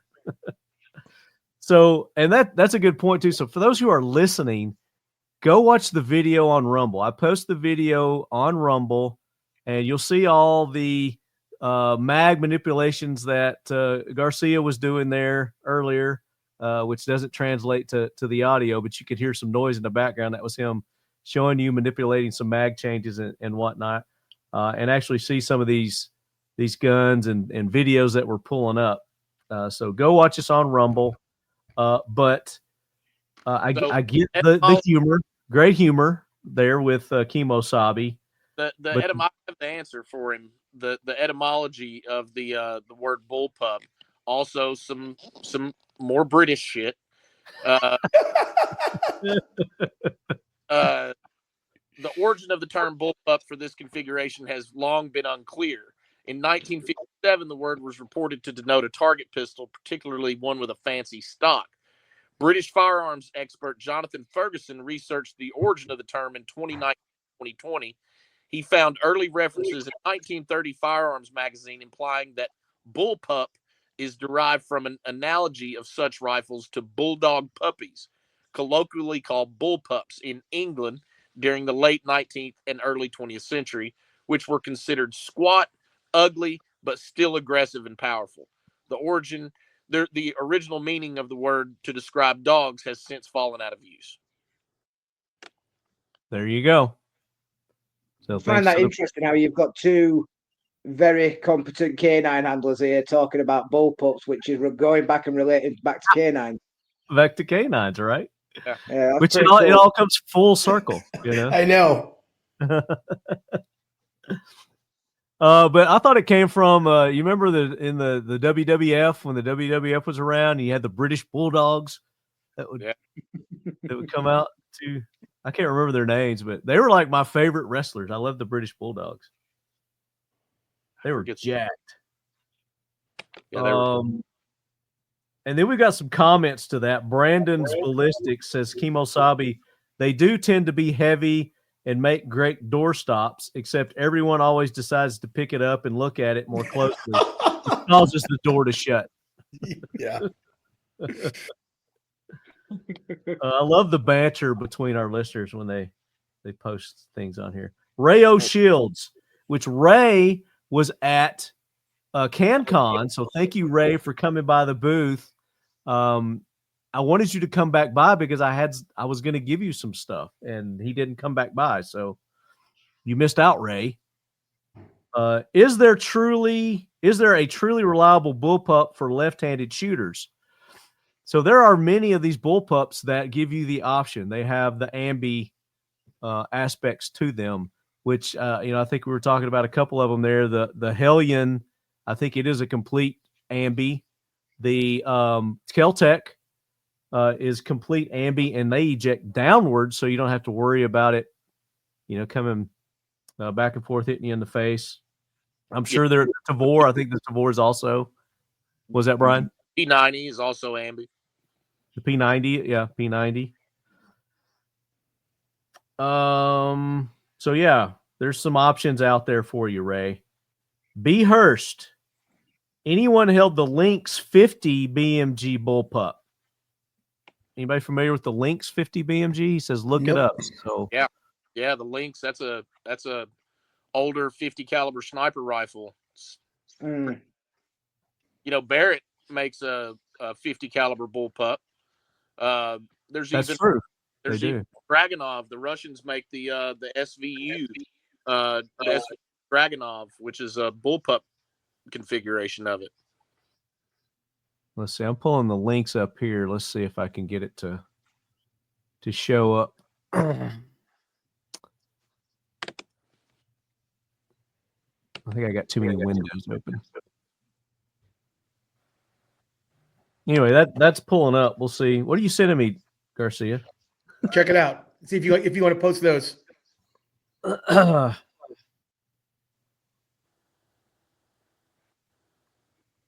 probably a little bit,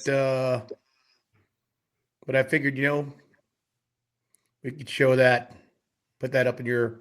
You can you pull them up on your computer. We can share your screen too. Unfortunately, I don't know how. This is coming off of my phone, just so you know. Yeah. But you've got a YouTube channel that they can go, and it shows you running the KSG shotgun and popping off all 938 rounds in 2 seconds or whatever it is. It's some ungodly amount of, and actually putting it on target. These aren't. A lot of people shoot with. All right, next question. I lost my spot. I gotta pull it back up. Who was that? That was Kemosabe. We did Ray O'Shields, B. Hurst. Okay, B. Hurst was the bullpup there. And yes, Barrett does have a bullpup too.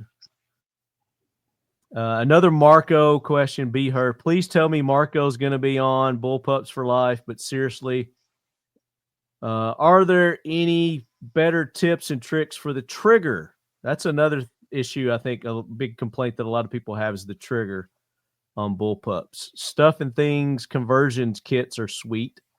That's the name of a company, I guess. Stuff and Things. They have a conversion kit. Get them on. My Q. What is the best bullpup to date? AKAR or the unknown? So I guess he's just asking our opinion. What's our opinion of the best bullpup out there? I'm going to say Lee. I know what Lee's answer is. Go ahead. Well, obviously I've got to play fair here, but that Tavor X95 is some bit of equipment. It Tavor, yeah. Yeah, it's just got something about it that I think is very much a cross between the AUG and SA80 platform that I really like. But yeah, I like I say, I'm going to be fair here and not go with the answer that y'all expected me to say. But yeah, I'm going to say, I like it. Yeah, the Tavor X95 looks. What about you, Brian? I'd probably recommend. I've heard a lot good about that Hellion.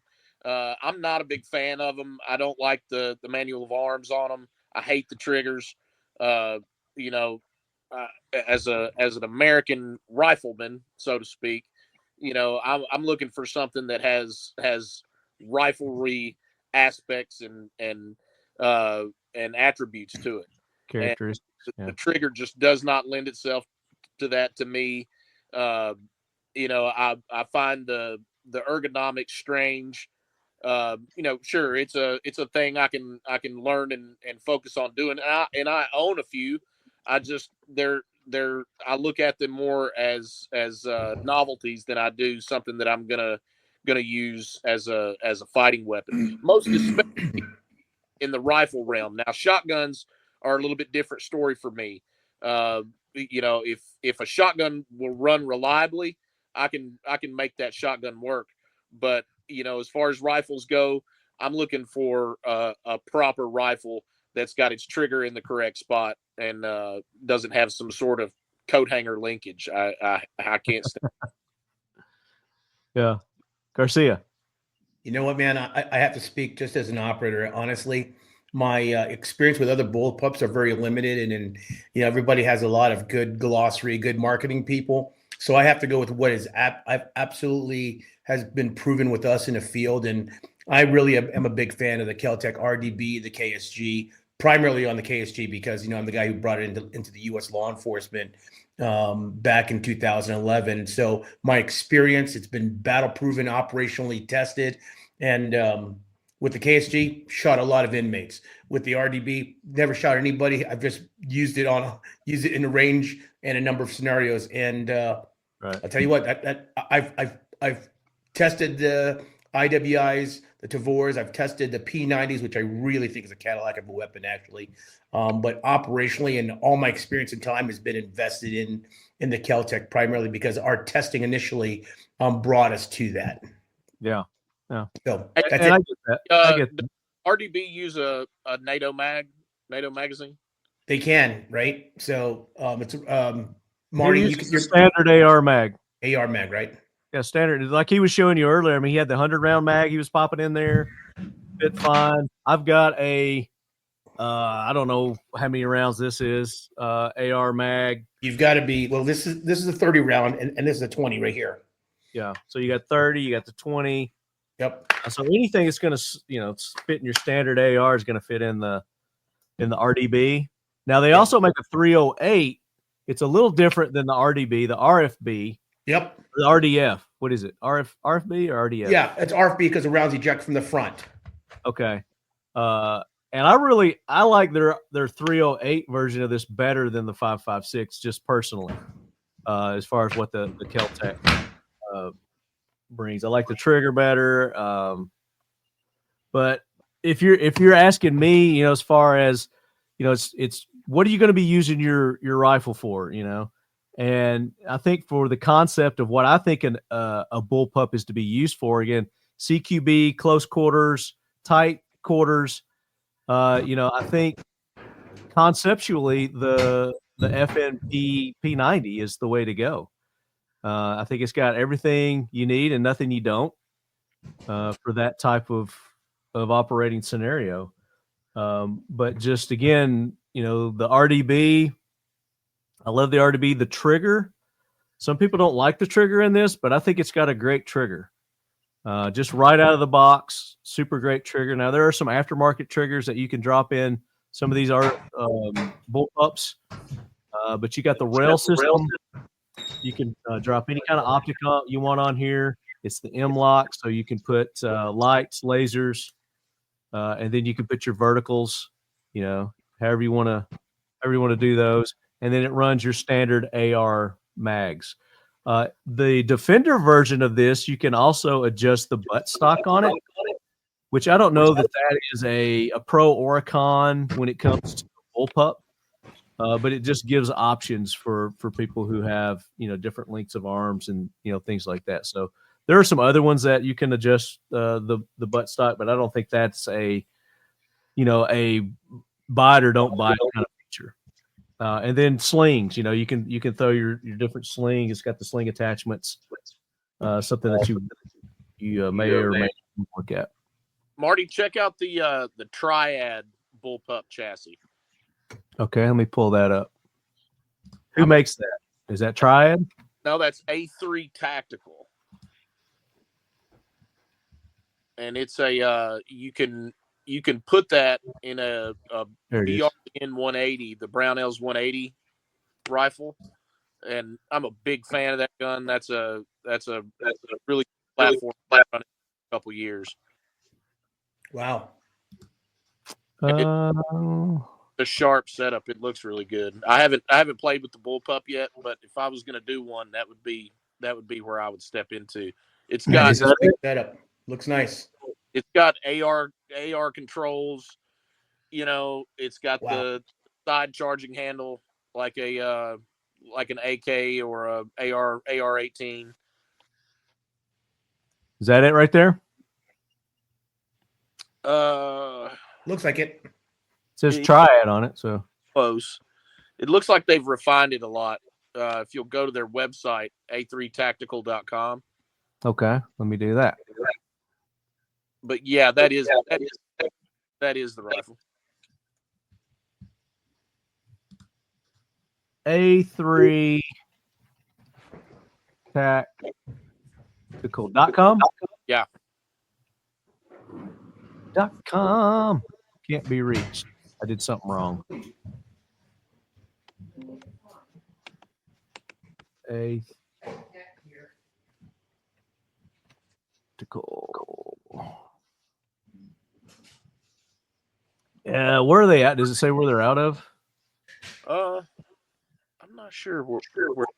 I've got a bunch of their products. They're Plant City, Florida. Okay. This looks like what you're talking about here. Yeah, that's it. And what is this for? So that's for BRN 180, the AR-18, AR 180, depending on which version you're looking at. But that was the second gun after the AR-15 that Eugene Stoner designed, and then Brownells came out with a newer version of it, a refined version of it, a couple years ago. And that is the bullpup version of it. It's got AR controls on the lower, but it's got a gas upper, side charging handle, folding stocks. You can run folding stocks on it with no buffer tube. All right, next question. LC Griffin, what's the best suppressor type for a bullpup? Standard or flow through? Flow through is going to be better on most stuff. Keep the gases. Yep. Push it forward. I don't have that much experience shooting the bullpup suppressed. Lee, how much suppressed? I never used bullpup suppressed. Honestly, anything which lets that gas move forward, I wouldn't. To be fair, I wouldn't suppress it. What about you, Garcia? You Nope. do any suppress shooting? No, Not a lot. No, not on a bullpup. On a AR platform, plenty. Yeah. What's your go-to on the AR? Surefire. You like the Surefires? They are really nice. Attaboy. And we mentioned earlier there are some that have adjustable gas systems on them, so something to look at if you're going to be shooting suppressed. Gerard Link, who makes the best and worst bullpups? When will we see a good AK bullpup?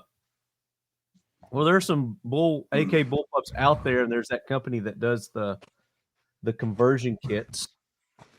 So you can check into that. Stuff and Things apparently is the place to go to check out the bullpup conversion kits. Stuff and Things. I'll pull that up in a minute. I mean, it's subjective, I would think, as far as, you know, what people think's the best, what people think's the worst. Is that your AR little truck gun there? Yeah, these are what we issue our guys here on our go bags. So use our go bags, and we're rolling. What is that, like 7-inch barrel? You got a on this it's a 1-to-5 on the barrel, and it's a 7-inch on this one. Okay, so he's showing us an AR. This is not a bullpup. Nope. But is that a 308? This is a 300 blackout. 300 blackout. Okay. Yeah. Nice. Oh, I was 308 for a second then. And what's that, Lee? I thought it was a 308 for a second then. I wanted just to bring it out only so you can see on bull, compare the size on bullpup. 26.1 inches overall length and 19 inches right here, right? This is why we love the bullpup, because I don't give up. If I go CQB is great, which is this is great, but if I need to reach out and touch you, I love the 17.5 inch barrel to be able to have that little bit extra reach out and touch you, power behind it and accuracy. So primary CQB for us, but you're giving up, you're giving up a little here, but on the bullpup, I can play CQB or I can go long distance and reach out and touch you really good. That was the only reason why I wanted to bring it out, since we're talking bullpups tonight, right now. And back to LC Griffin, flow through. Check out Hux. Huxworks. They've got some great flow through. They're really perfecting the flow through technology. And then Dead Air makes some great hands as well. As far as a good manufacturer for bullpups, from a law enforcement military perspective, H&K have definitely upped the game, especially the way they developed the SA80 and modernized it for modern combat, and taking them 50 plus problems and ironing that all out and getting it into a much more effective and efficient weapon for the British Army. So yeah, I think from a law enforcement and military perspective, H&K. But I think, as we've discussed throughout the episode, we've seen some real good manufacturers. KEL TEC have got a good platform. Springfield seems to have a good one with the Springfield, or Hellion. Even IWI, man, they're pretty. And then IWI, yeah, absolutely. IWI. Yeah. There's some other ones out there. I think Desert Tech makes a bullpup. I haven't heard a lot on their bullpups. I mean, there's several other ones out there, and especially with the shotguns, the Turkish companies that are coming out with the man, it's just crazy bullpup shotguns, and they're affordable too as far as the shotgun goes. The Turkish guns, they seem to be very affordable. Prototype that they've been working on. Say it again. Magpul, they have the it was the PDR prototype that they never released. It's a bullpup. Magpul coming out with a gun, or is that a chassis? If they ever came out with it, it was designed in 2012. It's called the PDR. But we saw this week, I saw a video of the Magpul little briefcase flip gun. I forget what it was called. That they with the Glock with the Glock that came out. Yeah, it's Zev. Zev Industries has done a partnership with them, and they had prototyped that thing years and years and years ago. And so Magpul's got that PDR bullpup that they designed. It's a 5.56 gun. I guess they did it in 2012 and never released it. Okay. Shep Guns, what is your favorite bullpup? We've already gone over that. Are there any upgrades or features that are a must? Over the summer, I got an AUG A3 equipped with an EOTech with a magnifier and waiting on a can. Anything else I need to think about to add to it? I mean, there's not a lot you can add to the AUG. Flashlight with a remote pressure pad. Pressure pad, yeah, that's a good tip, definitely. I don't know if there's any aftermarket triggers for the AUG or not. You might look into that to see if there's any aftermarket triggers. You know, the AUG's trigger is for a bullpup is not nearly as bad as it could be. It's better than what I expected when I bought it, but it's still pretty sloppy. Yeah. Is there a lot of slack in it? Yeah. It feels clunky and very plastic. Yeah, they're very chunky. Let's say that. Yeah. Awesome. Mustang Perry, other than the trigger and retraining on reloads, are there any other downsides to them? I see the benefits of being compact, but are there any other benefits to be aware of? The compactness, one. Well, I think both Lee and Bryan hit it on the head. It's really what is your mission and what you're going to do with it. And the one thing that I say to people, and it's like with our weapons, right? What are we putting on our weapons? Is it mission ready, and is it dressed for the occasion? If you're going to use for home defense, me personally, I like something that's very compact, clean. If I'm going to move around the house, and the tip that I tell everybody, if you're doing home defense, we don't go to the target comes to us because we know our house better. Once they've reached your front door and they're coming in, I mean, me personally, I tell my wife, no matter what you do, we don't chase a squirrel. We let the squirrel come to us and come through that threshold. And once they come through that breach, then she knows what to do. You go chasing it with depending on what kind of weapon you have, the first thing around the corner, you're worried about a lot of things, right? You're worried about who's in my house. There's a lot of fear factor going on. You got to control that weapon, your weapon safety, weapon handling. So it really comes down to what is the use of your weapon. If you're on the range or you like hunting, by all means, anything goes there. But if you're spending that hard-earned money, and you want to use it for one specific purpose, and that's defense, I personally prefer, compactness all the way. So that's it. Yeah, I think one of the only real negative things that you got to really look out for is your friends making fun of you. Well, yeah. Especially if you like the SA80. That's absolutely right. You know what I mean? It's occupational hazard. Occupational hazard. It is, man. Flood Munition says, I love bullpups. It's not a question and more of a statement. And then Brandon Ballistics, I found out that I like the idea of bullpups more than I actually like using bullpups. LOL. Yeah. And then Floody goes on to say, do bullpups present more of an issue for breathing in toxic gases? I hear people talk about how they don't want the round detonation directly next to their cheek. Is it really that dangerous? Are there any documented cases, out of battery injuries, etc.? I think that's more of a wives' tale than I haven't heard unless you're sitting there firing thousands of rounds on a bullpup, sucking in the gases. You've got a problem. If you, you're no more closer than you are with an AR or anything else. I mean, it's just. Come on, who doesn't love the smell of cordite on the morning? It's you put one of those suppressors on there, and that's going to help. Yeah. Oh my gosh! I mean, obviously, being in combat, run the weapon in live situations. I've never come across an issue with regards to breech explosion or anything where somebody's OD'd on gases or anything like that. So yeah, I think that is just wives' tales.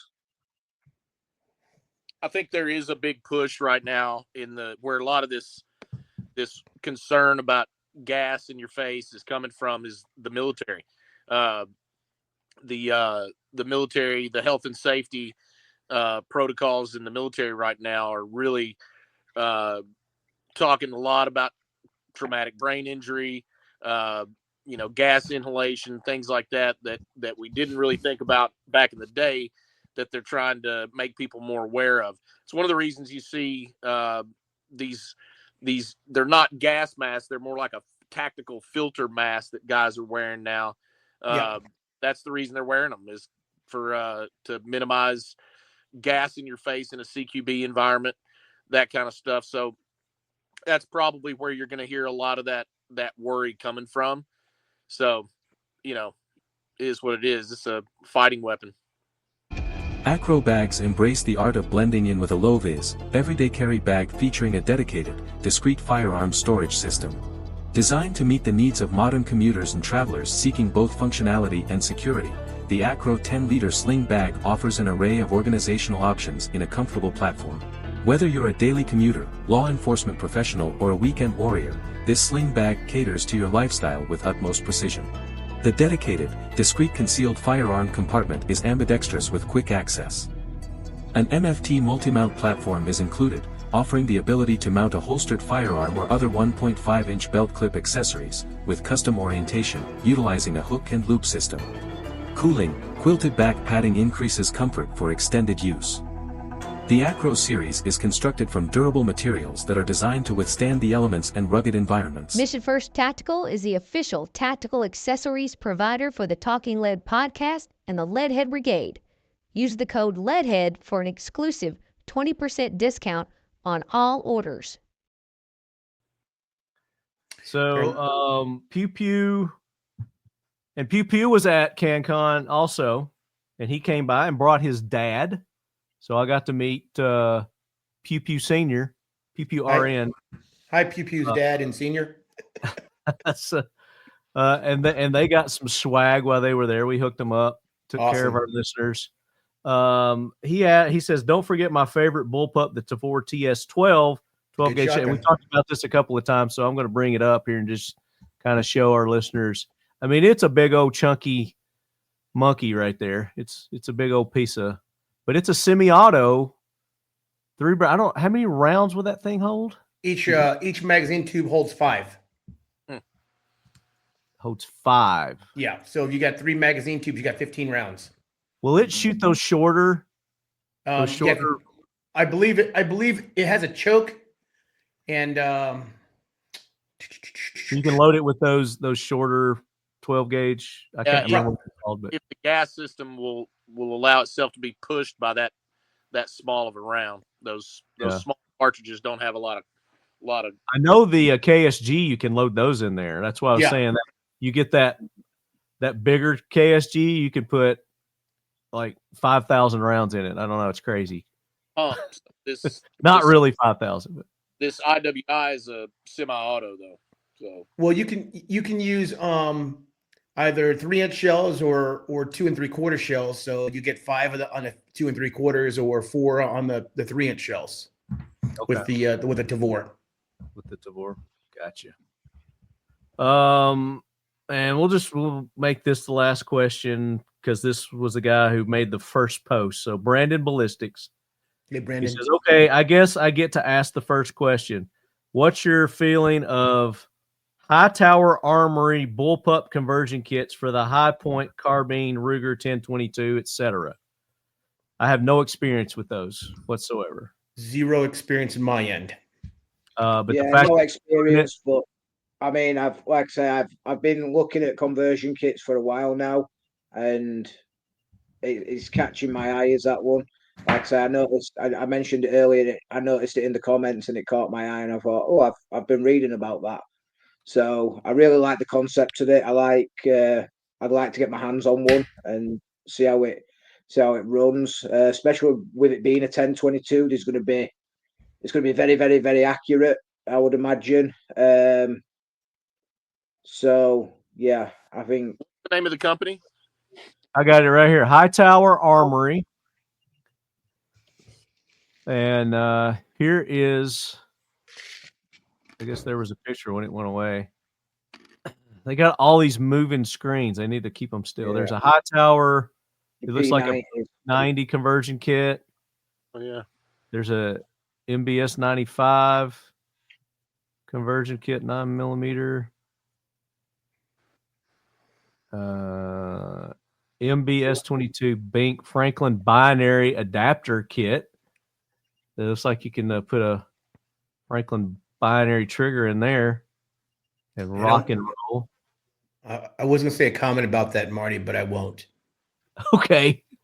It identifies as a binary. It's pronouns. Its pronouns are "I shoot you fast." Yeah. You're dead. Oh man. So I picked up a what company is that? Not Franklin Armory. It's what's that other company? Fostech. Fostech, yeah. Fostech has one.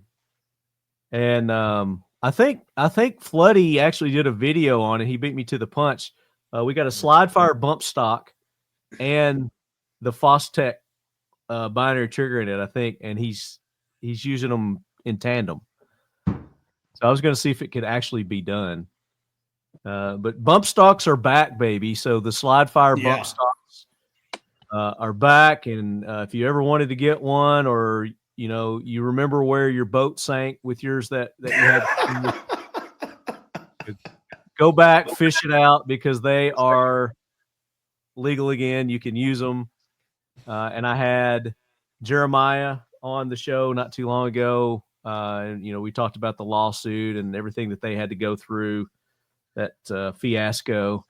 But they're back, and they're going to start bringing back their full line soon. So keep an eye on that.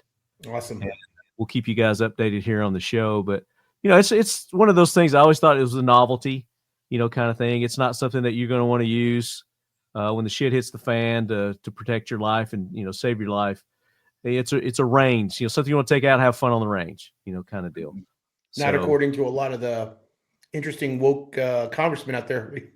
Yeah, well, they're unwoke, obviously, and they don't know shit, which is why it got overturned. And they're all going to be losing their seats soon. Oh yeah, I know. It's hilarious.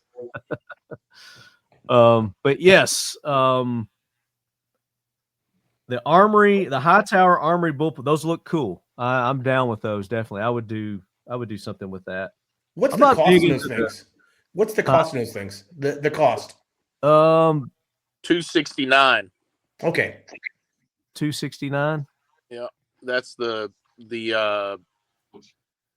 P90 looking one is $269, and then they've got the let's go back.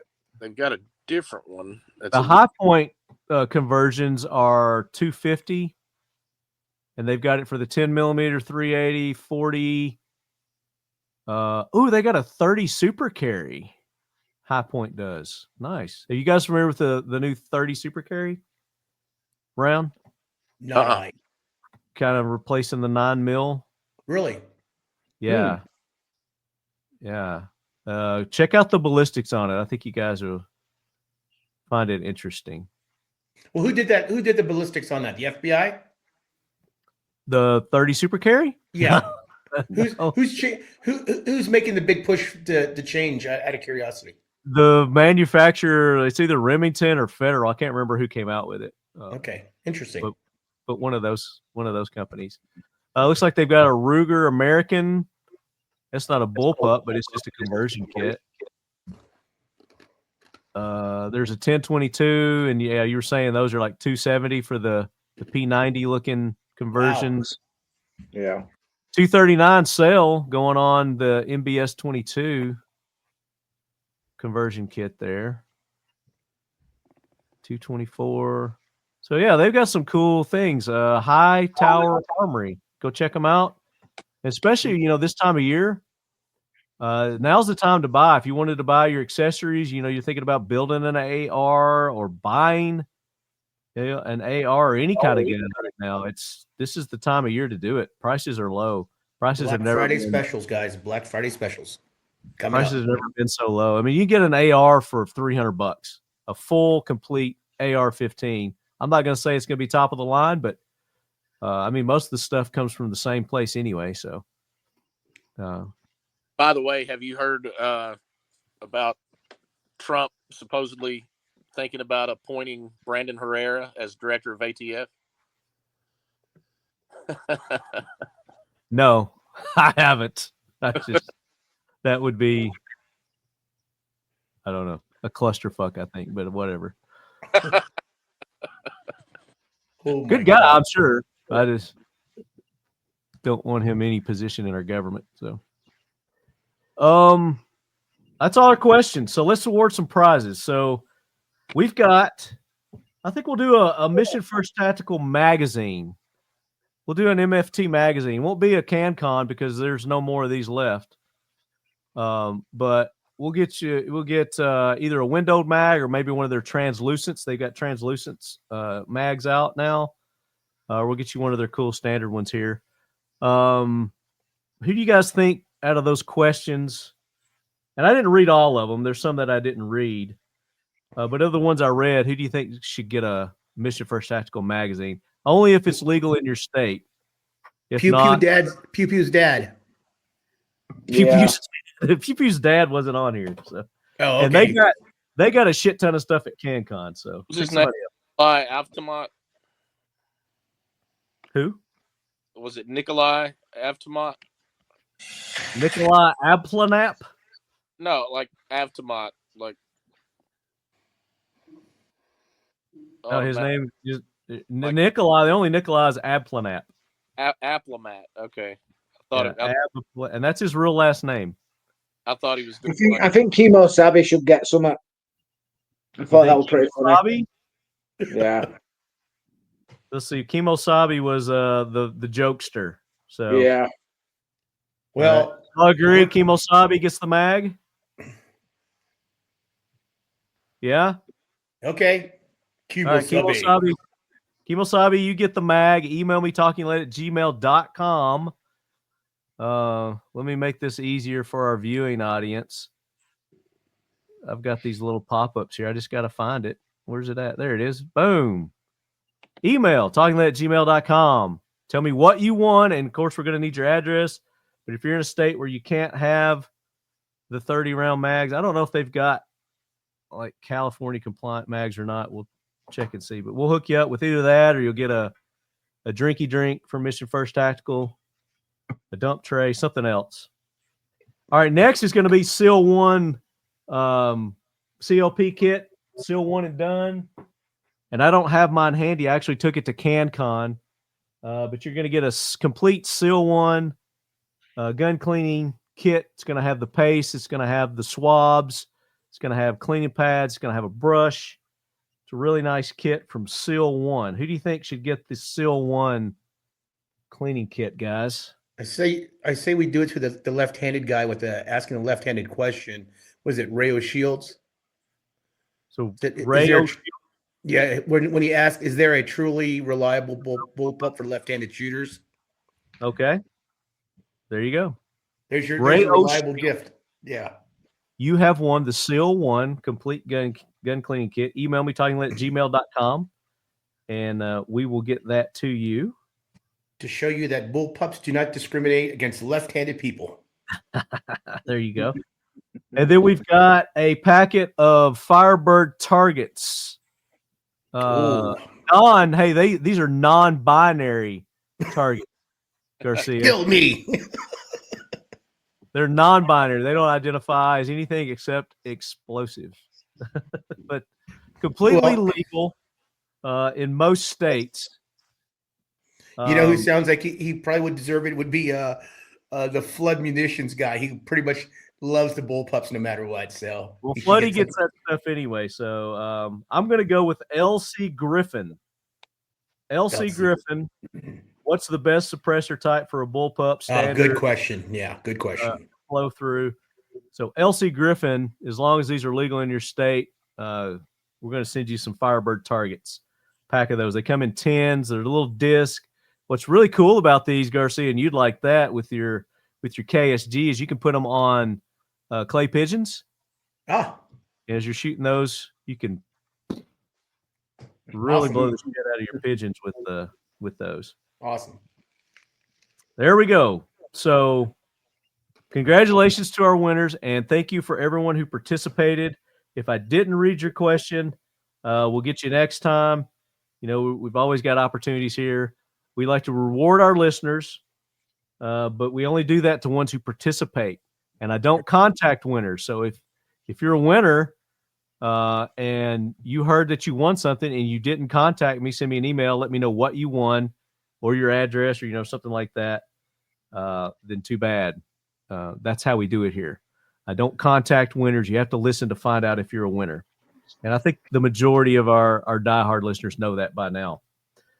So any other closing points we want to make about the bullpup, gentlemen? Anyone the got? SA80 is the best bullpup out there. That's Done. SA80. There you go. So Yeah. you heard it here. Don't waste your money on any of the others. Can we get those here in the United States? I don't think we can we? No, they. I've been doing some research because I'd love to get my hands on one. But they did. I believe there was about 100 prototypes that released into the US way back in the day when they first came out. But other than that, no. It's because I believe it's because of the military and the LE weapons, and they don't make them semi-automatic. They only make them semi or full auto, so they don't fall under the 1986 registration. So I believe that's the main reason why you can't get them here. Yeah. Now, something I wanted to ask you, isn't there another bullpup that the British military uses? Is it the L? What? It's the LSW, so it's called the light support weapon. So that's the L86, and essentially much longer barrel, much more accurate. You can push it out up to 800 meters. Essentially, if you put a scope on that thing, you could run it as a potential marksman rifle. But it was designed as a support weapon, with the aim to get rid of like the GPMG. But the GPMG, the general purpose machine gun, just keeps moving forward. It's one of the best machine guns on the market in the British military. And yeah, so they brought the LSW in with a viewpoint to get rid of the GPMG, but never happened, and it kind of just ended up becoming a section support weapon. And yeah, I didn't mind the LSW. It was okay, heavy, much longer barrel. Yeah. But same sort of bullpup platform. But just had a bipod. What kind of performance did you get with auto shooting on those? On my SA80 itself, pretty good performance. 3-round bursts. You don't want really more than 3-round bursts, otherwise you're out of accuracy like you are with most weapons. On an LSW, you could push it to between 6 or 8 bursts, but again, we were always taught bursts rather than sustained fire. So yeah, I would think that those would be harder to control versus the forward heavy, the AR platforms for auto fire. Well, in the prone on an LSW, it were pretty easy in respect because you had the bipod at the front, all the weights at the back. So as long as you pulled it in, and you had your right hand in the right position, pulling the rifle down into the ground, it gave you that ability to put, to kind of, you'd sit here or have a foregrip at the back here so you could pull it in, and then let rip. It was, it weren't too bad. I was still hitting targets at 800 meters, not on auto, but single fire. I was hitting targets at 800 meters with it. Yeah. So, okay. Yeah. Well, that's my final points on the bullpup. Anybody else want to put my final point on the bullpup is real simple. Don't be afraid of the bullpup. As a culture, we've been brought up on like a AR type of platform, and once you give the bullpup, the opportunity, because there's a lot of videos out there on different types of bullpups, but it's a wonderful platform for home defense, law enforcement. It's a good multi versatile weapon. So just don't be intimidated by it, but enjoy it. And I'm glad it goes back to, as Bryan told us and educated me, back to a dog. It all circles around the canine, which I love it. I wanted to kind of tie that in with you two guys, but we'll get you back on another episode. Yeah, hell yeah! I'd love to do an episode just purely on canine deployment. Especially like my background in the explosive detection and Garcia's in the corrections. I think there's some areas to tie in there. I mean, there's a lot of experience around me integrating canines into to an executive protection paradigm, working with principals and in close proximity to clients. And I think that'd be a great conversation and a great podcast to get on to if you're cool to do that, Garcia. Absolutely, man. Have a good time. I'll bring one of my dogs. Would be great. And then we could get like a search and rescue guy on too that specifically trains them and runs them for that too. And that I'm sure you probably got some people that Bryan that we've got Lee's counterpart in our company. Lee is our head of K9, and then we have William Hammond, who's a 82nd Airborne Infantry K9 handler from Afghanistan, served in Afghanistan. Also a police officer, really squared away guy, and very, very well informed on the K9 aspect. Marty, the conversation or the next podcast, if we do something like that, can bring in the different aspects of running, special ops K9s, civilian K9s, and then also on what types of tactics, technology, weaponry systems, and how they're trained in it would also be a big thing, because we do a lot of specialized training, and the use of firearms. And that might be something that, like what's a good platform, pistol, bullpup, rifle, etc. That would tie it all in together. I think that'd be a great episode. I think a lot of there's a hell of a lot of area to explore and debate there. And that's something I really like about the K9 aspect of things, especially like this episode regarding bullpups. It's a lot of there's a lot of differences between where things are, different platforms, different systems. So yeah, it's surely made for a very interesting topic. Absolutely. So yeah, we'll get that organized and we'll do that. So guys, as you're listening to this, make sure you go to our previous episode of the AK Corner, because that will be out before this episode. And we did a buyer's guide, a holiday shopping for the AK head, that AK aficionado. So we give you tips and tricks and where to go and what to buy in that episode. It's a fun episode. Had Marco. So, everybody was asking where Marco was on this episode. We've got Professor Paul Markle was student of the gun on that episode. Floody is on that episode. And a couple of surprise guests are going to be on that episode as well. So make sure you tune in. If you didn't catch it, go back, listen to it. And again, like I told you, this is the time to be buying. So you want ammo, you want guns, you want accessories. Time of year, and then just the prices have never been lower that I've seen. I mean, just all year I've seen just ridiculous prices on guns and firearms. So this is the time. So, you talk about the good old days.